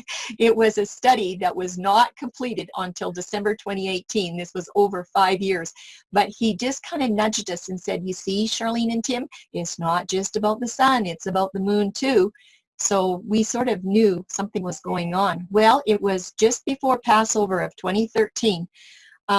We had somebody contact the group at the leaders at Oyama, BC, from January, all the way from January, to say we really would like to have a couple speaking slots at Passover because we wanted to show what we had found. These were our friends, sort of, and some of them didn't like us too much. But anyway, we just wanted to have a speaking slot because they did hand out speaking slots for new studies. But you know what? They said, no, all the speaking slots are closed. Nope, there's nothing available, nothing at all. And that was trouble. So then they said they needed to have somebody that would do something for the morning manna that was at 6 o'clock in the morning. And I said, well, I would be happy to help with that. And I wasn't going to do anything about the dawn day or anything. I had some actual passion studies that I wanted to share just on the Passover theme. But no, oh no, there was no speaking slots open after I put in my request. I went, something's going on here. They don't want us speaking at all. But I did do studies with two other ladies for about a month or so ahead of Passover, and Janine, she saw it right away. My friend Catherine to this day still hasn't, bless her heart, she will one day, but Janine got it. And she said, you guys got to speak at Passover. I said, well, they won't give us a speaking slot, so we can't. Well, she said, yeah, you got it. Everybody's got to hear this. Well, they wouldn't let us. So anyway, we went. And what happened was we did Passover, and the very next day was Unleavened Bread Sabbath. I was standing in the breakfast line, and the president, or the leader of the group, came up to me and said, can I talk to you, Charlene? He said, I would like to talk to you privately. I said, oh, okay. Now we've come, don't really have any materials because they don't want us to hand anything out. And he said, Charlene, I've had a lot of people come up to me. They want to know about the dawn day. He said, could you give us 90 minutes of your time? And I looked at him and I went, what? What are you talking about? We've been asking for 3 months to have it one speaking slot. And you said there were none. And I said, I offered to even speak in the morning just on the Passion, and you said there was no speaking slots. Where are you going to put me in? Like, I don't understand. Like, everybody said no. Oh, he said, we'll find you one in the morning. It's called Morning Manna. It starts at 6 o'clock. I said, well, when are you going to do that? Oh, he said, tomorrow morning. And I'm going, what? You guys said you had no slots. Okay, the jig is up, everybody. You know what's going on, okay? I said, no. The next day was Sabbath. I said, I need to have some time to think about this. I'm not prepared. I didn't bring anything. Well, he said, we'll copy anything you want. I said, I don't have anything. All I had was like 8 little papers. I said, I have nothing. Well, he says, can you do? I said, well, okay, Sunday. I need to have some time to think about this. And Tim and I got together and we thought about it. And this is what I had. They gave me a whiteboard and a marker and an eraser and 90 minutes. I showed up. I was about 20 minutes away from the camp. I showed up right at 6 o'clock. Usually at that time of the morning for Morning Manna, you might get 9 or 10 people that show up as the early birds. And there was about 75 at the camp with children. There was about 45, 50 people sitting there waiting for me. I went, oh my goodness, people are serious. So I spent 90 minutes with my whiteboard and my marker. And I just talked a mile a minute. And that's where some seeds were planted. We were just there the rest of the week, and people that wanted to ask questions, we did. But this is my experience because Eric Bissell was there that time, and it was very, very interesting because they had no speaking slots. But it just so happened that a week before, somebody asked if Eric Bissell could talk, and they happened to find 5 speaking slots for Eric Bissell. So I went, okay, I know what the game is, right? But anyway, I'm sitting right in the front row. I've got Eric Bissell's feet right in front of me. I was right eyeball to eyeball with him, basically. And he's announcing that he knows about 6 other feast calendars. And no doubt all of them are moon month calendars, and likely all a sunset day, because there was nothing else at that time. But he's not saying, keep this calendar or that one. He's just saying, you know what, everybody needs to be marching in the steps of Yahuwah, be keeping these festivals. And the first thing that went through my mind, now don't forget, we had just come across these verses from Moses in Deuteronomy that says, don't look to the sun, the moon, the stars, the planets, or any of the heavenly host, okay? And I had said to Tim, if we're not supposed to be looking to the sun for the day start, why are we looking at the moon to start the month? Like, I don't know what's going on. And that was like a month before. And he said, you're right, Charlene. I don't know why we're doing that. I said, something's wrong here. I don't know. But anyway, that was it. That was rolling around in our heads for about a month. And when Eric announced this stuff about these 6 calendars, this was the first thing I thought. They can't all be right. But guess what? They could all be false, every last one of them. And that's where the moon started to come into question. That was how Yahuwah moved us on to questioning the moon. But in the meantime, like Tim said, we had a hard time breaking open Genesis 1:1-5. We were still working on that. I think we worked on that about 10 or 12 months. So we had that in the background as well. So Tim, I'm going to let you carry on with your mic open. With my mic open, yeah. It's still year 2013, and there's a lot of research and writing on Dawn to Dawn, and Charlene still couldn't get to her book of Revelation. I remember you having to put that down so many times. I do want to skip back to what you're talking about your mother, though, Charlene. I remember the day that you phoned me up just excited. You were beyond excitement that your mom actually accepted Dawn to Dawn. I will never forget that. Just like a little girl in a candy store. You were so happy. It was good. Okay, back to 2013. I kept receiving messages about the falsehood of the moon, and I disregarded them totally. Yes, Tim had an attitude. I just didn't want to hear about the moon. I was following the sliver moon. Don't tell me there's no moon because I saw it in the sky. Well, I kept getting these messages, kept getting them. But I kept also getting asked questions about the seventh-day Sabbath. Is the Saturday, the Gregorian Saturday, is that the real seventh-day Sabbath? So I decided, okay, well, I'm going to study in earnest and I'm going to figure this out. I need to know if the seventh-day Sabbath is Saturday or not. And yes, I am quite confident that it is today. I am absolutely solid on that. But in the meantime, this little message of the moon was in the back of my head. This little parrot was sitting on my shoulder saying, hey, what about the moon? What about the moon? And in the meantime, I was discovering bits and bytes about the falsehood of the moon. And I was just gathering information at that time, assembling it together and gathering, not writing, just searching it out. This team will search and will continue to the fall of 2016 on this information of the moon. Just gathering and figuring things out. Couldn't write about it because I didn't know. I wasn't convicted. And unless I'm convicted, unless I can prove it from scriptures, I'm not going to write it. So we come to the year of 2013. And Charlene, you can continue with this. Yeah. Yahuwah just moved us ever so gently. He was just so gentle with us because I think he knew we were probably pretty tender, we were pretty raw, and it was just amazing how he guided the studies. Well, in 2013, there was accusations coming from everywhere on both sides of us, every which direction. I had been down at Terabella. I spoke at Pentecost and Tabernacles. In 2011, I was very close to John Vandenberg and his family down there. Had a lot of good times. They treated me like a queen. Really enjoyed them a lot. But it was January 17th that I got an email from his daughter that was kind of running the office.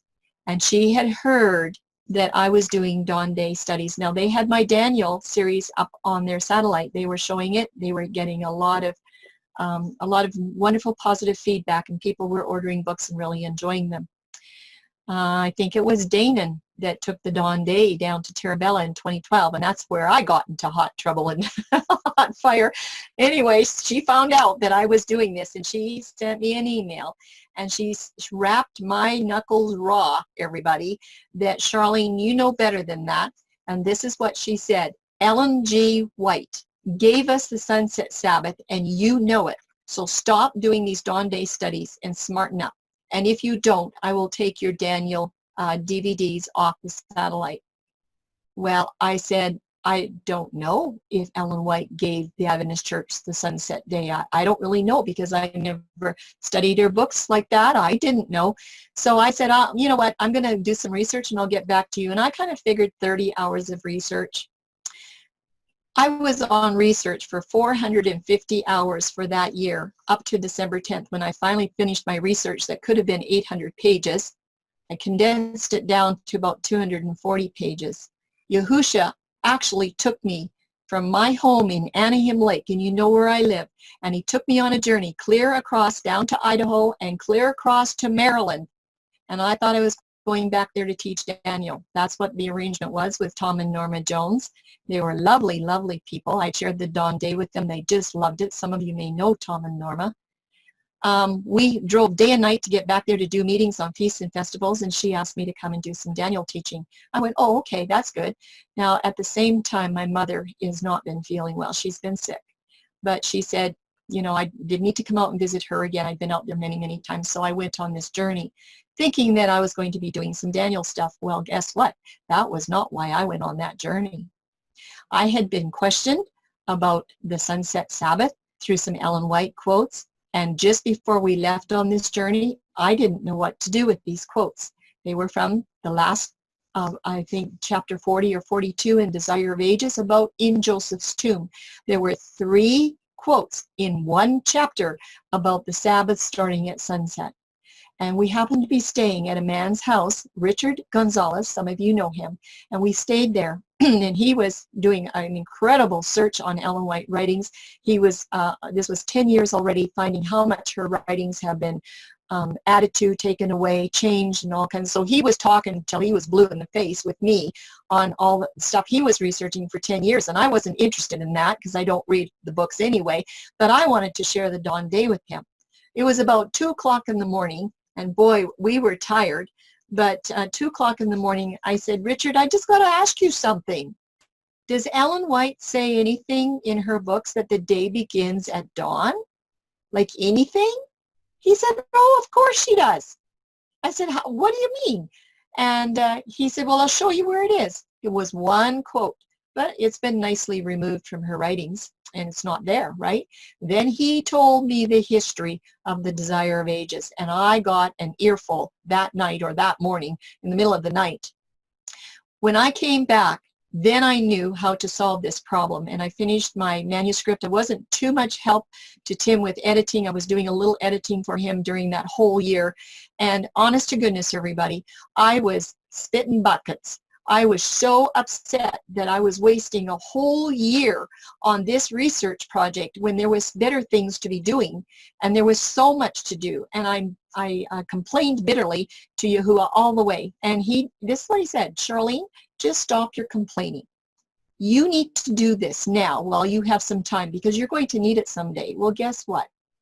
Didn't really need it until like 2019, 2020. You know, he had it all planned out like 6 years in advance. So I finished the manuscript, and boy, oh boy, was there a big surprise. And I found out that Ellen White did not give the Adventist Church the sunset day. That was pushed through by the male pioneers. She never ever approved of it. She never voted yes for it. She never wrote a single manuscript about it. She never preached a sermon about it. Nothing. There's nothing there until later on in her life. Well, guess what? After 20 years of hearing this lingo that the Sabbath starts at sunset, and I do need to tell everybody this, what do you think she's going to be doing? She's a woman in the 1800s. It's around the 1890s now. She's going to start talking the talk and walking the walk. And that's exactly what she did. But she never ever believed it. She never wrote about it. She never ever preached a sermon on it. She did not believe it. I believe that second Sabbath vision that she had, that she knew there was something wrong, and I think she waited for a third Sabbath vision for the angel to tell her that the day started in the morning, but she never ever had another Sabbath vision. That was in 1855. So I sent all of that information down to Terabella, and I said, guess what? The answer is no, you guys are not right. And I never heard another thing about them. I think I've been tarred and feathered, but that's okay. Guess what happened? My Daniel DVDs came off the satellite.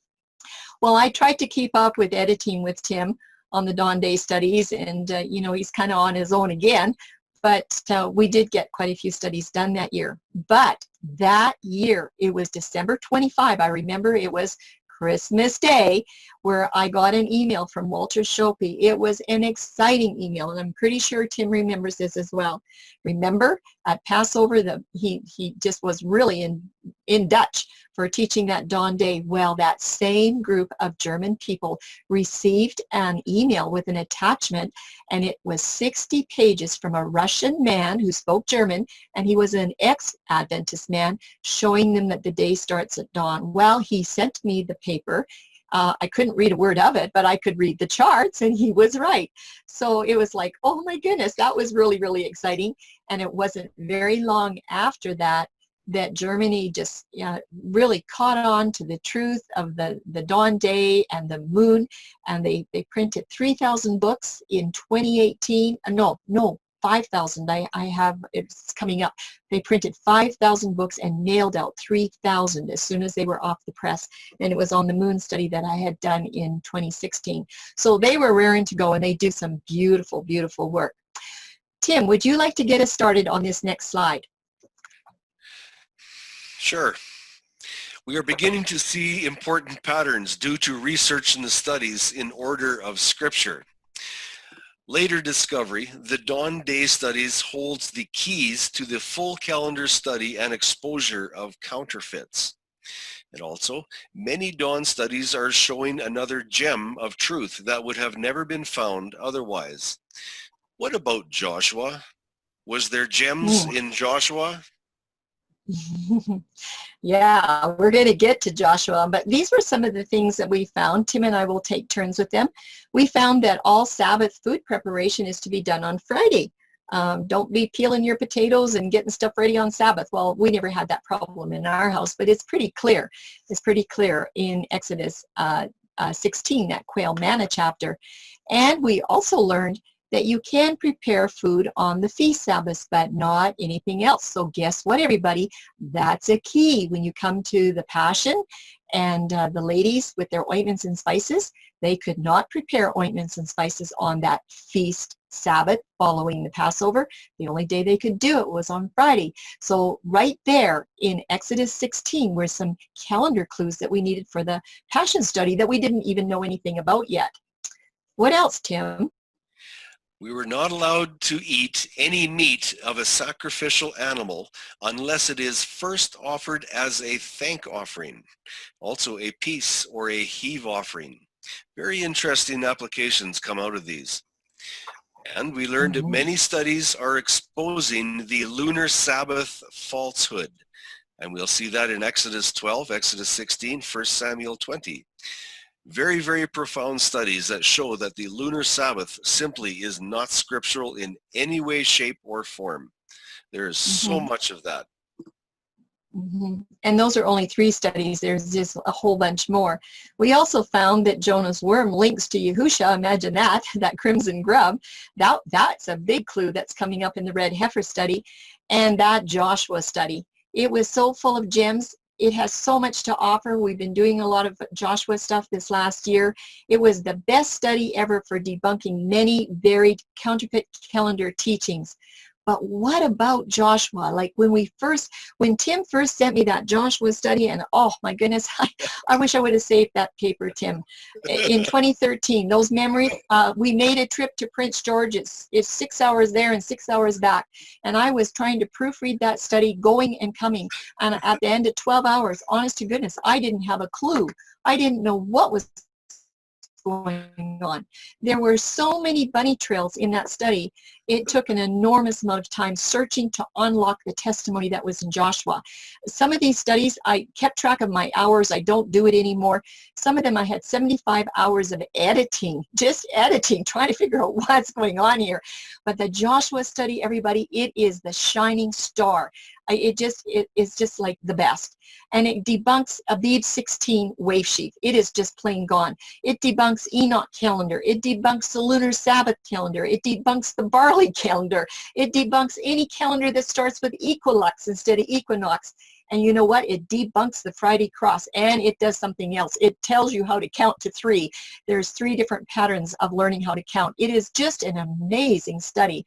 I don't even know if we've exhausted it yet, and I think a lot of people are tired of Joshua, but that man walked in Moses' boots. He was following Torah and covenant calendar to the T. Tim, can you finish up the last part of the slide? Passover 2016. One huge discovery for proper placement of wave sheaf. You know, wave sheaf had been overlooked so much by the feast groups that I went to, by the people that I studied with, and wave sheaf was just kind of set by the wayside. You know, just another, it was wave sheaf, and okay, what's the next feast? Well, we discovered how vital, how incredibly vital the wave sheaf feast is. So just that is our salvation. March 2020, most recent studies on Joshua had been given. Is there more to be found? Well, as Charlene mentioned, we've been through Joshua with a fine-tooth comb, and we're just going to let Joshua sit back for a little bit and rest, because there's other things we need to get to. But Joshua was incredible. And yes, that first study that I gave to Charlene, I knew what I had read and I knew what I wanted to say, but I had no idea how to write it so that she could understand it. And believe me, there was just an enormous amount of red pencil writing over top of that, I tell you. Something. Yeah, lots of red pens. But anyway, one of the secrets to the calendar, studying calendar, is asking questions, asking lots of questions. We ask so many questions, and then you have to be ready to accept a challenge, and you have to know how to work through it. So in 2013, that's exactly what we were doing. We were asking questions. I'm going to do a little bit about that, and then Tim will do the challenges. But we had questions on the moon month. Like, does the moon year start that way with the moon, or is there a different year start? Is it our whole belief system on the feasts and festivals? Is all of it wrong, or is some of it right? We just didn't know anymore. And then the next thing was, we started to wonder about our feast teachers. We had put so much confidence in our feast teachers that they were teaching us what was right about the day start and the moon month and the year start. And it's like, what about our teachers? Maybe they're wrong. And it's like, maybe we're wrong. You have no idea. It was like quite a schmoz. Then we were wondering about any teacher. As we learned to stay true to Scripture and the Hebrew definitions, then we were beginning to wonder about every feast teacher we had and the pastors we had. It's like, none of them are doing this. They aren't following these hermeneutics that we're finding in the calendar studies. And, you know, it was really hard to question our teachers, our feast teachers, because some of them, we loved them dearly. We were very, very close friends with them. And it's like, you know what? They need to go on the chopping block. If they're not in alignment with Torah and with what the Hebrew definitions are saying, then we have to set them aside. That was difficult, right, Tim?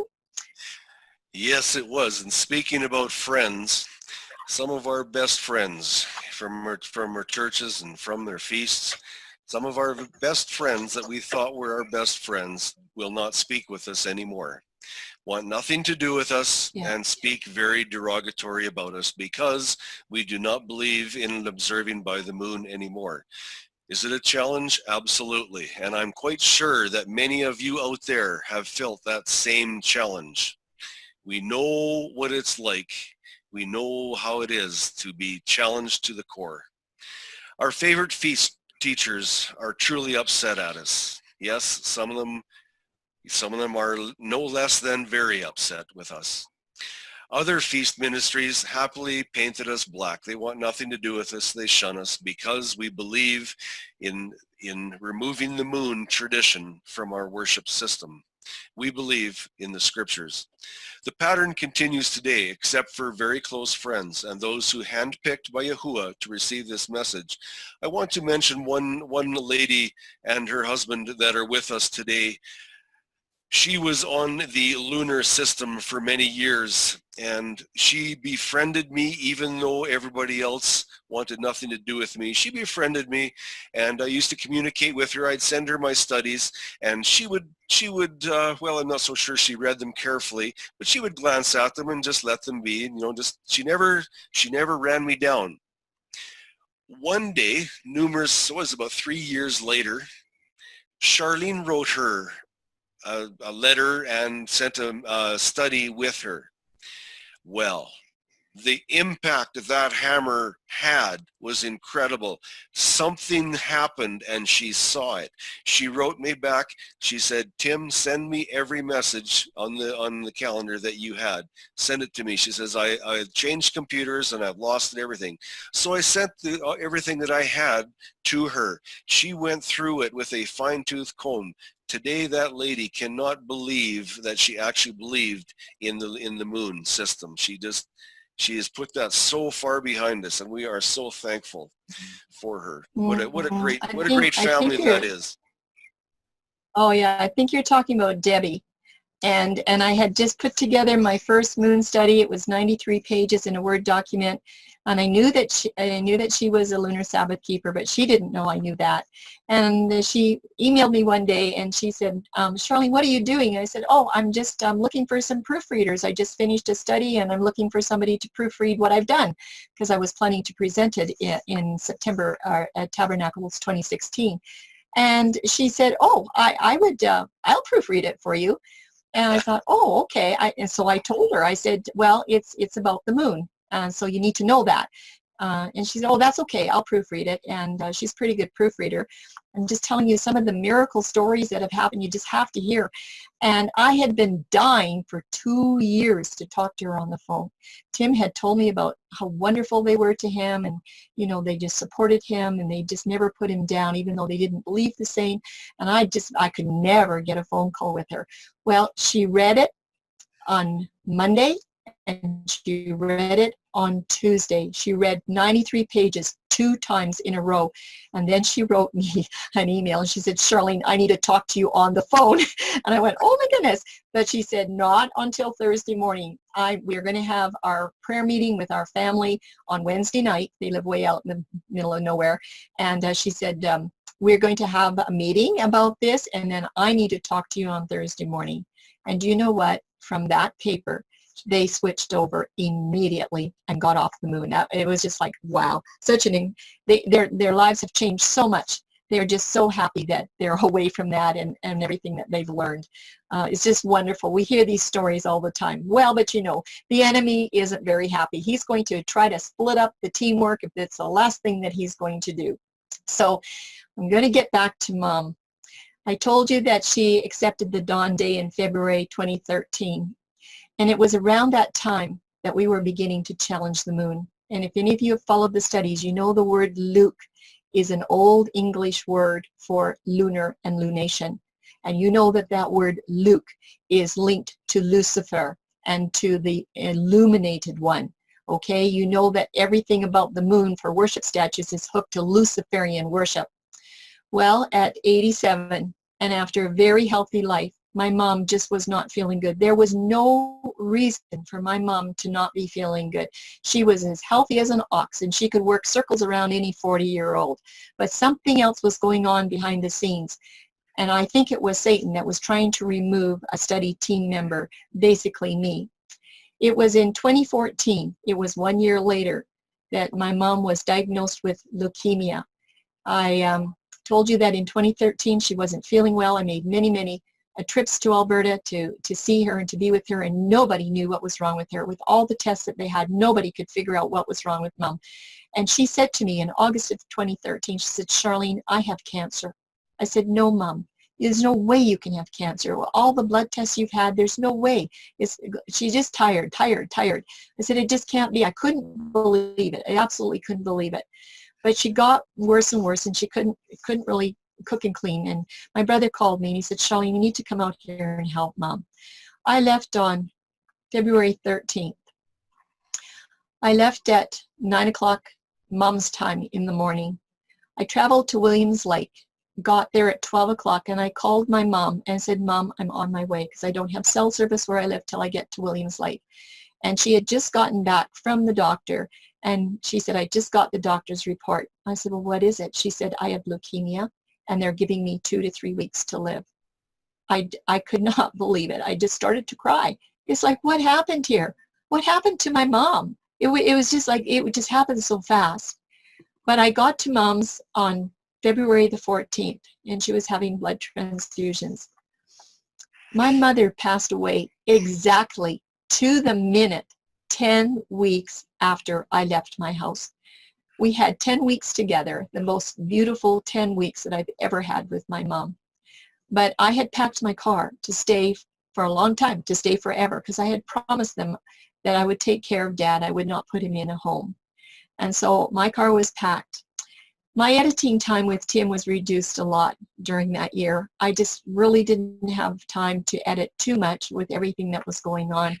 I did a little bit, but Sue Miller, who might be on the panel tonight, thankfully she stepped in and assisted during this time, was a really great help to us. But in the process of everything that was happening, I missed out on 5 festivals, and I just longed to attend Sukkot. Just couldn't wait to go to Sukkot in 2015. I came home basically around March 1 of 2015. It was a really hard year, and you just don't realize how much you miss the festivals when you really can't go. But I'm here to tell you that on my mother's deathbed, about 10 days before she died, she just loved the message. She died a dawn keeper. We didn't really know about the moon at this point in time. We were questioning it. We were still on the moon calendar. And she said, about 10 days before she passed away, she said, Charlene, I've got to get better. I really have to get better. I've got to help you with these messages. They have to get out. And that was not my mom. She was so scared to do anything like that. It wasn't her, but she was very convicted that she needed to help me as much as she could. And I knew that she wasn't going to make it. I knew I could see her going down. And I said, you know what, Mom? It's time for you to rest. You've had a hard year. Hard year. It's just time for you to rest. And y'all will take care of the rest. And she died the happiest dawn day keeper I've ever seen. She knew what she had understood. I need to tell you something else before I let you go. When I was talking to Mom about the Dawn Day after she had accepted it in February 2013, when I was visiting her one day and we were talking about it, she said something. She said 2 things to me that brought tears to my eyes. She said, you know what, Charlene? She said, when I was about 12 years old, and that would have been what was during the dirty 30s, when people didn't have money, they didn't have even 25 cents to buy a bag of flour, and they were lucky if the chickens were laying eggs. She said, I asked Grandpa for a Bible, and I got a Bible that year, and I was determined to read my Bible through. I was so happy to have that Bible. Now, there was 9 kids in the family, so for her to get a Bible was something really special. And she said, I read the first day of creation. I read the creation week, and I went to Grandpa, to Dad, and I asked him, she said, it looks to me like the day starts in the morning. Now, they had just a very small family church, maybe 25. They were family members in a Roman Catholic community, all Roman Catholic. That little church never ever grew. They never were able to convert one Catholic. But Grandpa was the pastor, the elder, the treasurer. He was the everything for that little church. They didn't have a pastor. And when my mom said to him, and they lived on the farm, so they knew when the day began, she said, it just seems to me when I'm reading Genesis that the day begins in the morning. And my grandpa, being German, said, that is enough of that silly talk. I will hear no more about it. The day starts at sunset. Now I will not speak about it again. And my mom told me, she said that was the day she didn't read her Bible through. She was planning to go through the whole Bible. She said, I didn't read it anymore. Yes, memory verses or whatever, but she never did get through her Bible until about 80 years later. And then she said this to me. She said, Charlene, by this time they're married 66 years. There's 2 kids in the family. She said, if we'd have known that the day started in the morning, we could have had such a better life for you kids. My parents were not educated. Their jobs were always $1.10 an hour or something. They had to work very, very hard to get moved up into whatever position they were working. And about the time they did that, guess what? It would be wintertime and the sun goes down at 3:40 in the afternoon and you need to get off an hour before sunset. My parents lost so many jobs because of sunset. If they'd have known that sunset didn't bring in the Sabbath, they could have had something for us kids. We could have gone to college. We could have maybe done some of the other things. But Yah knows all things. This is our journey. But you know what? There's more to the story than that. Because every spring and fall, they would take us to evangelistic meetings. And we would sit there. And when the pastor would give that sunset sermon, and lots of times we would have 30, 40, 50 people coming to hear these messages. It was at that message where half of them or more didn't come back. It was the sunset message, everyone, that turned so many people away from a gospel message. It's just like so sad. So, you know what? it is a burden. It is not anything light. It is completely a burden.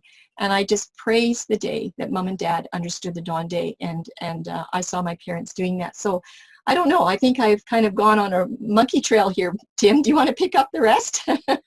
Sure. You know, Charlene, this was a very difficult time for you, but it brought a huge blessing to me. Huge. Her name was Sue Miller. You were not able to help me because your commitment, and I was writing, and I needed help. And Sue, she's on this panel with us tonight, praise Yahuwah. She found one of our Dawn Day studies, and she goes, well, I'm going to prove this thing wrong. And she took it and had to get another one. And she figured she was going to prove that one wrong too. And then I got a message from her, do you have more of those? Yeah. So I sent her more, and I sent her more. And then I got a message from her, do you need help? Do you need help to write that? Absolutely. I tell you, Yahuwah had another place for Charlene, and there was a huge void there. So he put Sue Miller in my path. And Sue has been an absolutely incredible help to me. What she has done for Covenant Calendar is just phenomenal. She's as solid as rock. She is there, and I praise Yahuwah for her. She helped out so much in our feasts that we hosted up here. And I'm just happy to have you here with us, Sue. Thank you for what you have done. Okay, looking at 2014, Dawn Day Inroads. I received an encouraging message from an elderly couple, and they had my greatest respect, from the BC Feast Camp, who were once in total opposition to the Dawn teachings.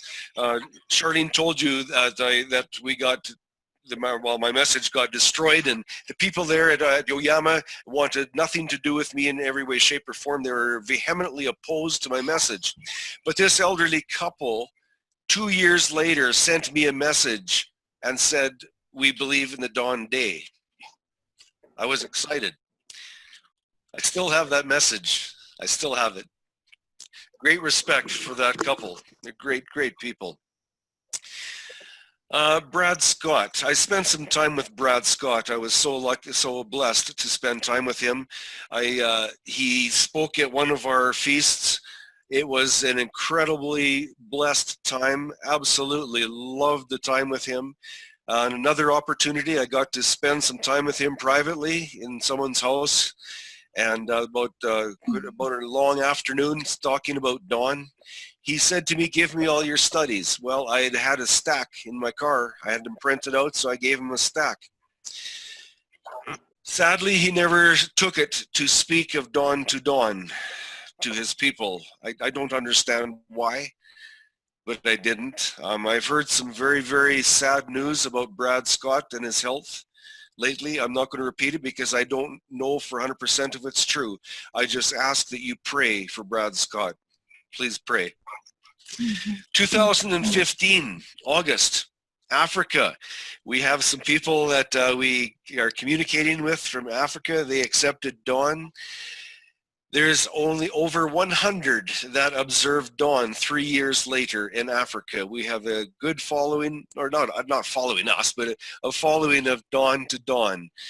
And we're so thankful for these people in Africa. Let me tell you, they are on fire for Yahuwah. It would be so great to be over there, Charlene, and just be with them and see how on fire they are, feel it. That would be great. Summer 2015 Yes. Summer 2015 begins a chain of events that are huge turning points for calendar. And one of them is sharing on a Zoom platform for only 3 weeks. Very huge things happen for Covenant Calendar coming up. Let's look at them. Well, first of all, in 2015, I had been working with this gentleman for over a year while I was at my mom and dad's in Alberta there. And it's sharing the Dawn, that was all we really knew at that time was the Dawn Day. We didn't know anything really about the moon, for studies yet. And it took me a year, and because he did Sabbath studies every single Sabbath, and he had a nice audience, and he was actually not too bad of a teacher. But anyway, he finally agreed in the summer of 2015 2015 that we could share these Dawn Day studies. He told me that we could have as many weeks as we wanted. He said it didn't matter if it was a whole year. I went, oh, well, that's nice, because we had been looking for a voice where we could share these studies. Because who are Tim and I? We don't have a website. We don't, we don't know how to do it. We had nothing. So anyway, the time came, and he announced it to everybody, and we started out. Well, I had 8 lessons planned. I only got to give 3 of them. By the end of the first lesson, he saw where this was going. And on the second lesson, the second week, he told everybody that Charlene will give one more study, and then he'll do a rebuttal. And I went, wait a second, I've got 8 studies prepared, and that's just the first segment. But he figured it out that I was going to dislodge the sunset out of that group. So I did my second study and the third one, and sure enough, we were axed just like that. It was the 4th week that he did a rebuttal on Sunset Day, and we were not welcomed back ever again. But we did get the seed out there to some. That was the summer of 2015. But the summer of 2015 had something else in store from Yahuwah. Yeah, Yahuwah works in wonderful ways. Lightning is one of his ways. Summer of 2015, I had a little itsy-wee tiny little trailer I was living in out in the middle of this field. I always left my computer there, ready to go in my study area. Did the enemy plan to toast my computer that day with lightning to stop the calendar studies? Was that his plan? Yeah, I believe it was his plan, because my computer got scrambled badly by a bolt of lightning. It didn't toast it completely, but it got scrambled. Well, Yahuwah's plan was entirely different. Yahuwah's plan was to move his message to the next huge step. I was at a point where in my moon study investigation, I needed some information, and I was not finding it. I had come to I wasn't stalled, but I was looking for something, and I could not find it. Enter lightning. Lightning hit my computer, scrambled it. It seemed like an unfortunate event to lose everything in a moment.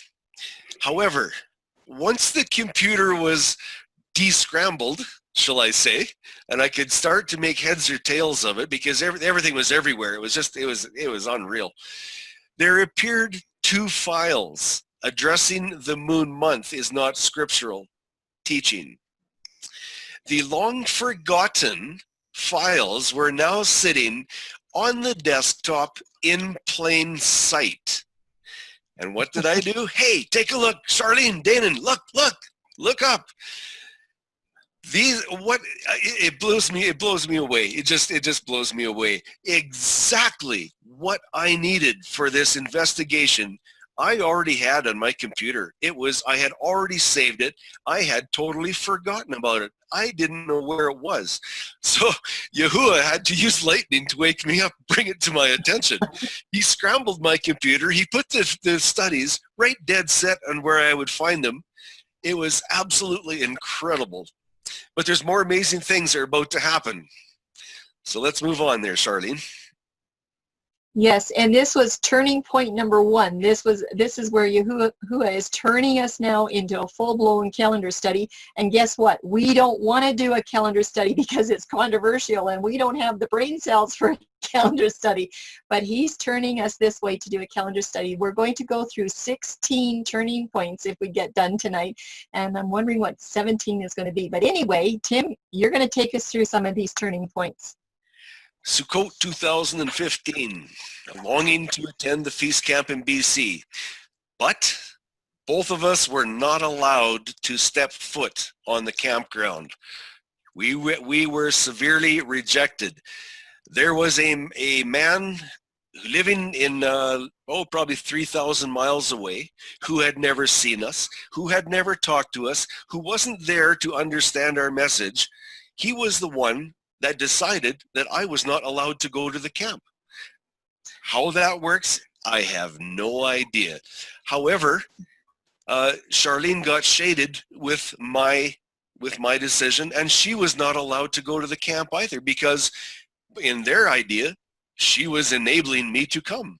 Well, we were both kicked out of the camp. This, you know what a blessing that was. What a blessing. It was great. When you look back at it, it was great. This happened September 11 and 15, 5 days before Yom Kippur. Ouch.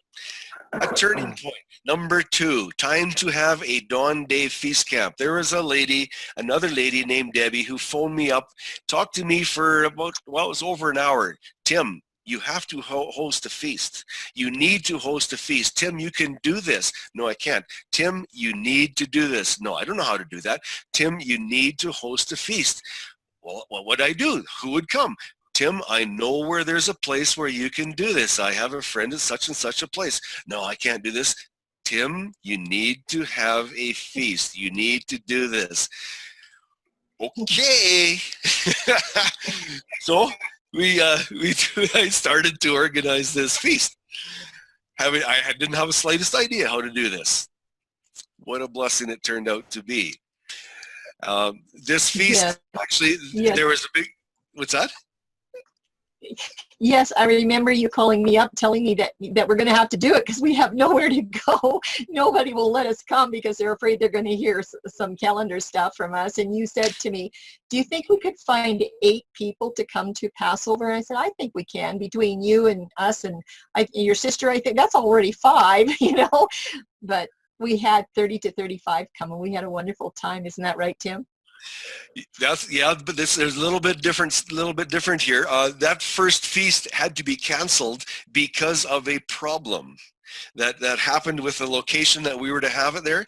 But Sue, who had come up from the United States, she came up only to find that the location was canceled and it never happened. So Sue says, well, I'm here. Let's enjoy the feast together. So Sue come and stayed with me, and we drank lots of herbal tea, and we did lots of studying and lots of writing. We did drive to the mountains. We observed creation. We just absolutely loved each other's company. Sue had one problem. She had a mouse. And I got to tell you about that mouse. I had been sitting there writing this study. I was writing and writing and writing. I'd probably been writing for 3 hours, and I hadn't saved it. And I got up to make us some more tea, and I come back and I sat down and I was starting writing, and my computer's going all over the board. It's doing this, it's doing that. Everything's moving around and shifting. I couldn't believe it. I just couldn't. What's going on? I couldn't save my work. I was going beside myself. And I looked to the side, and there's Sue just busting a gut. She had put her remote for a mouse inside my computer and was just running me around the block. Well, we laughed about that ever since. That's my sister Sue. Oh, that was Sukkot. Yeah, that's Sukkot 2015. And then we had a wonderful Passover in 2016. It was really, really great. Well, what's the next turning point, number 3, Tim? On Yom Kippur again. Yes, September 26, 15, Yom Kippur, discovery of another feast ministry with a calendar minus the sunset day, and number 2, no moon month. Who was this? Who was it? Is observing close to what we had been researching. This is when we found T4 ministry honoring the Enoch calendar. Now, I had seen Matthew Nolan with Staley prior to that, and I had followed Matthew a little bit through that series, but I had lost track of him.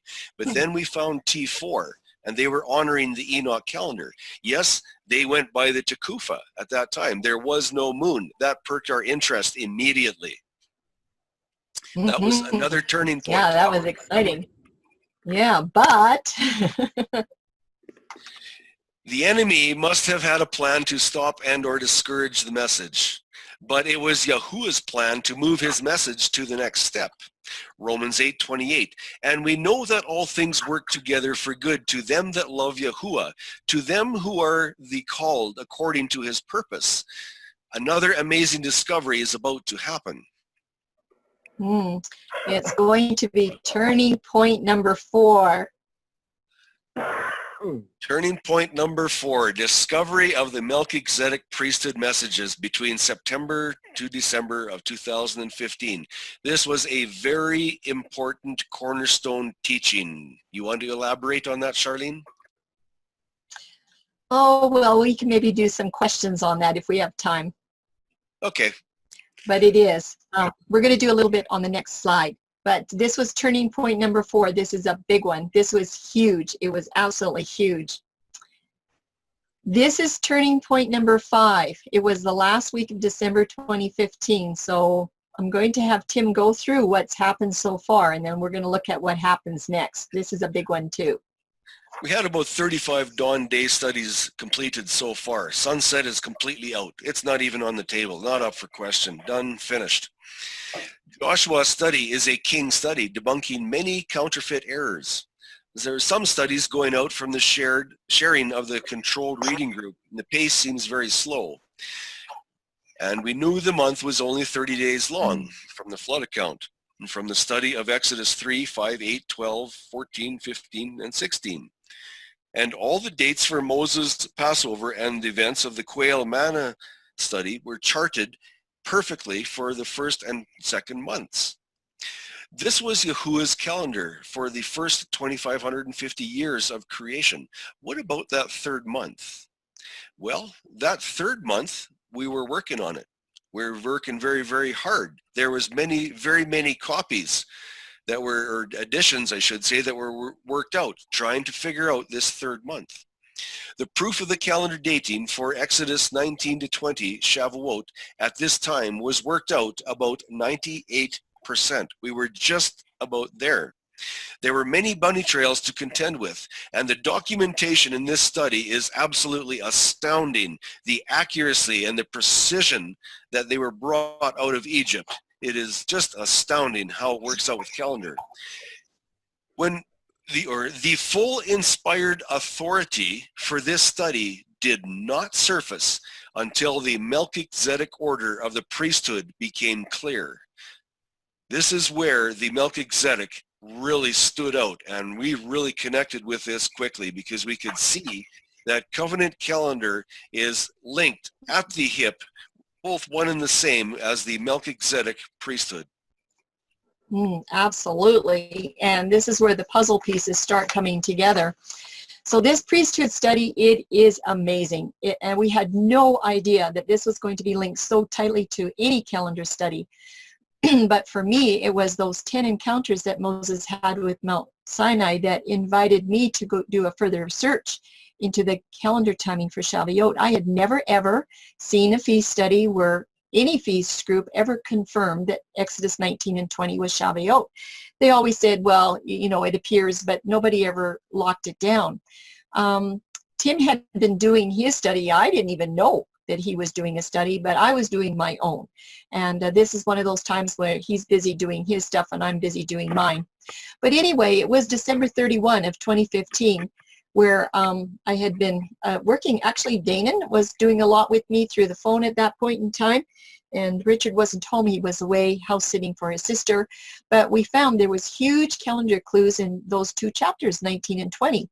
And after a week's search and about 45 hours of work, it was clarifying that there was correct calendar dates for Abib's wave sheaf back there in Egypt, even though they didn't observe it. Yahuwah was counting the Omer count, but they weren't. They weren't to observe it until they came into the land. But boy, oh boy, I started scratching out calendars and counting forwards and backwards. And yes, when we counted back 50 days, it got to the wave sheaf. That's pretty neat. So at that point in time, we started working with T4 to share the calendar that we had been investigating for nearly 6 years. And it turned out that the gentleman that had shared the Enoch calendar with them, we had dinner when we were down there to talk to Matthew Nolan, and dinner with two other elders, or well, one elder and this other gentleman who taught them the calendar. He wasn't really part of the fellowship, but he said he had been studying calendar 6 years too. But you know what? Guess what? He was young. He had 2 little children and kind of a new wife, married only a couple of years. And I'm going, our 6 years is probably way ahead of your 6 years. So I could just tell that, yes, he probably had been putting in 6 years, but not every waking moment like we had. So that resulted in a challenge to their Enoch calendar that had been in use at that time.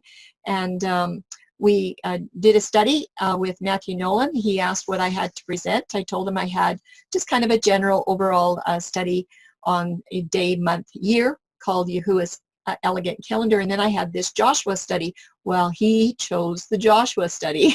That was the one that he wanted to hear, and that's the one that turned everything around.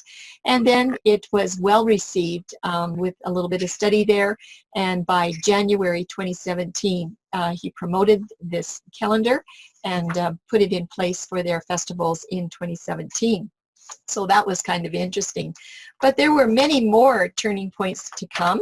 In 2016, we were learning, so many were learning to switch away from sunrise and go to dawn. And I remember how much we said to Nolan, no, it's not sunrise, it's dawn. It took a long time for him to get that switched over, but he eventually did. And discovered that terminology is really important. But we also discovered that a lot of people didn't understand what twilights really were.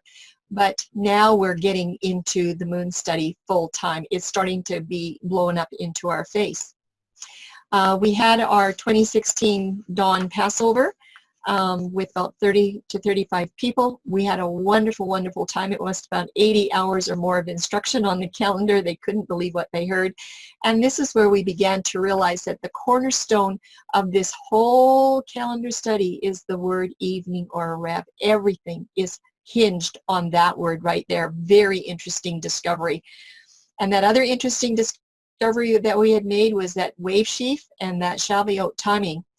And we had a lot of correspondence that year between North America and us in Canada and South Africa with regards to what's going on with that international dateline, and it's messing us all up.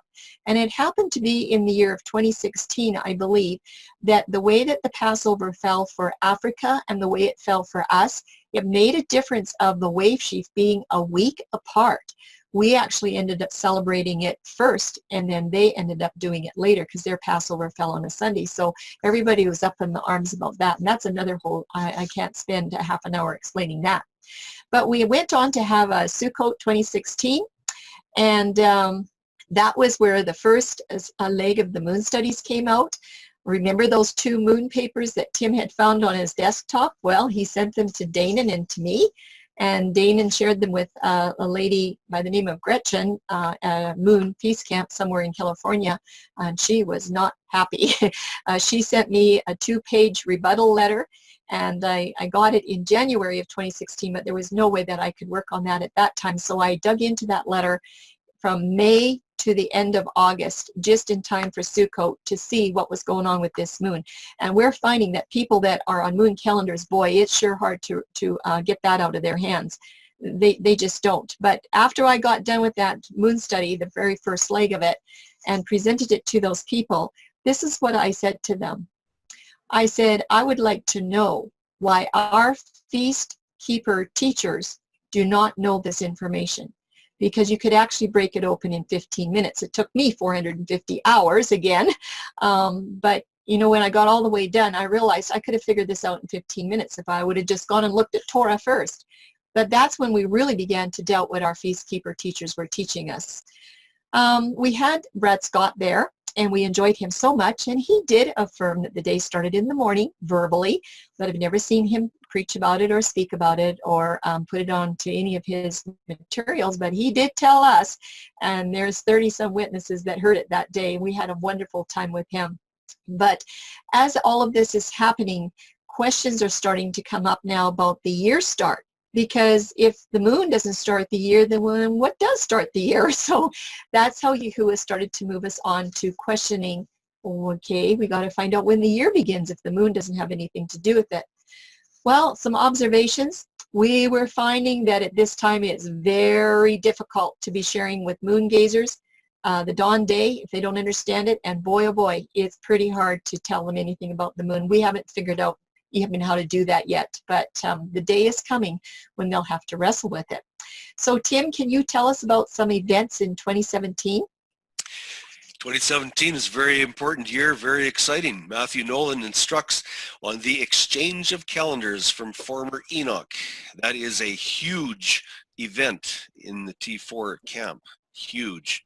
February 2017, Revelation 12 and Woman Standing on the Moon has a huge impact.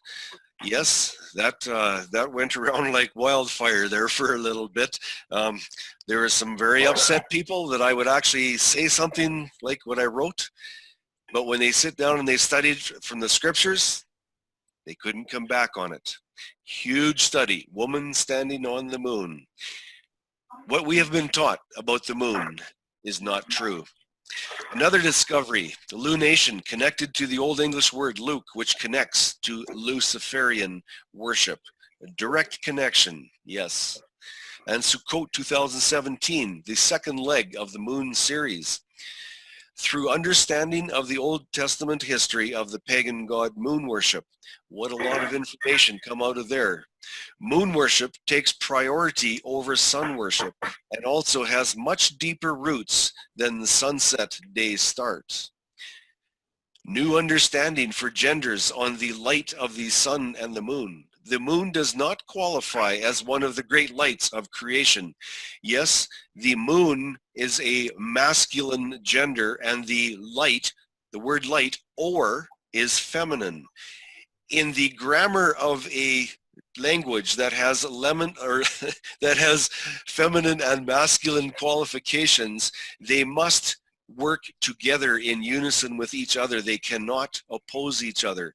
The word or, being feminine, must connect to the sun, because the sun has female and masculine gender applications.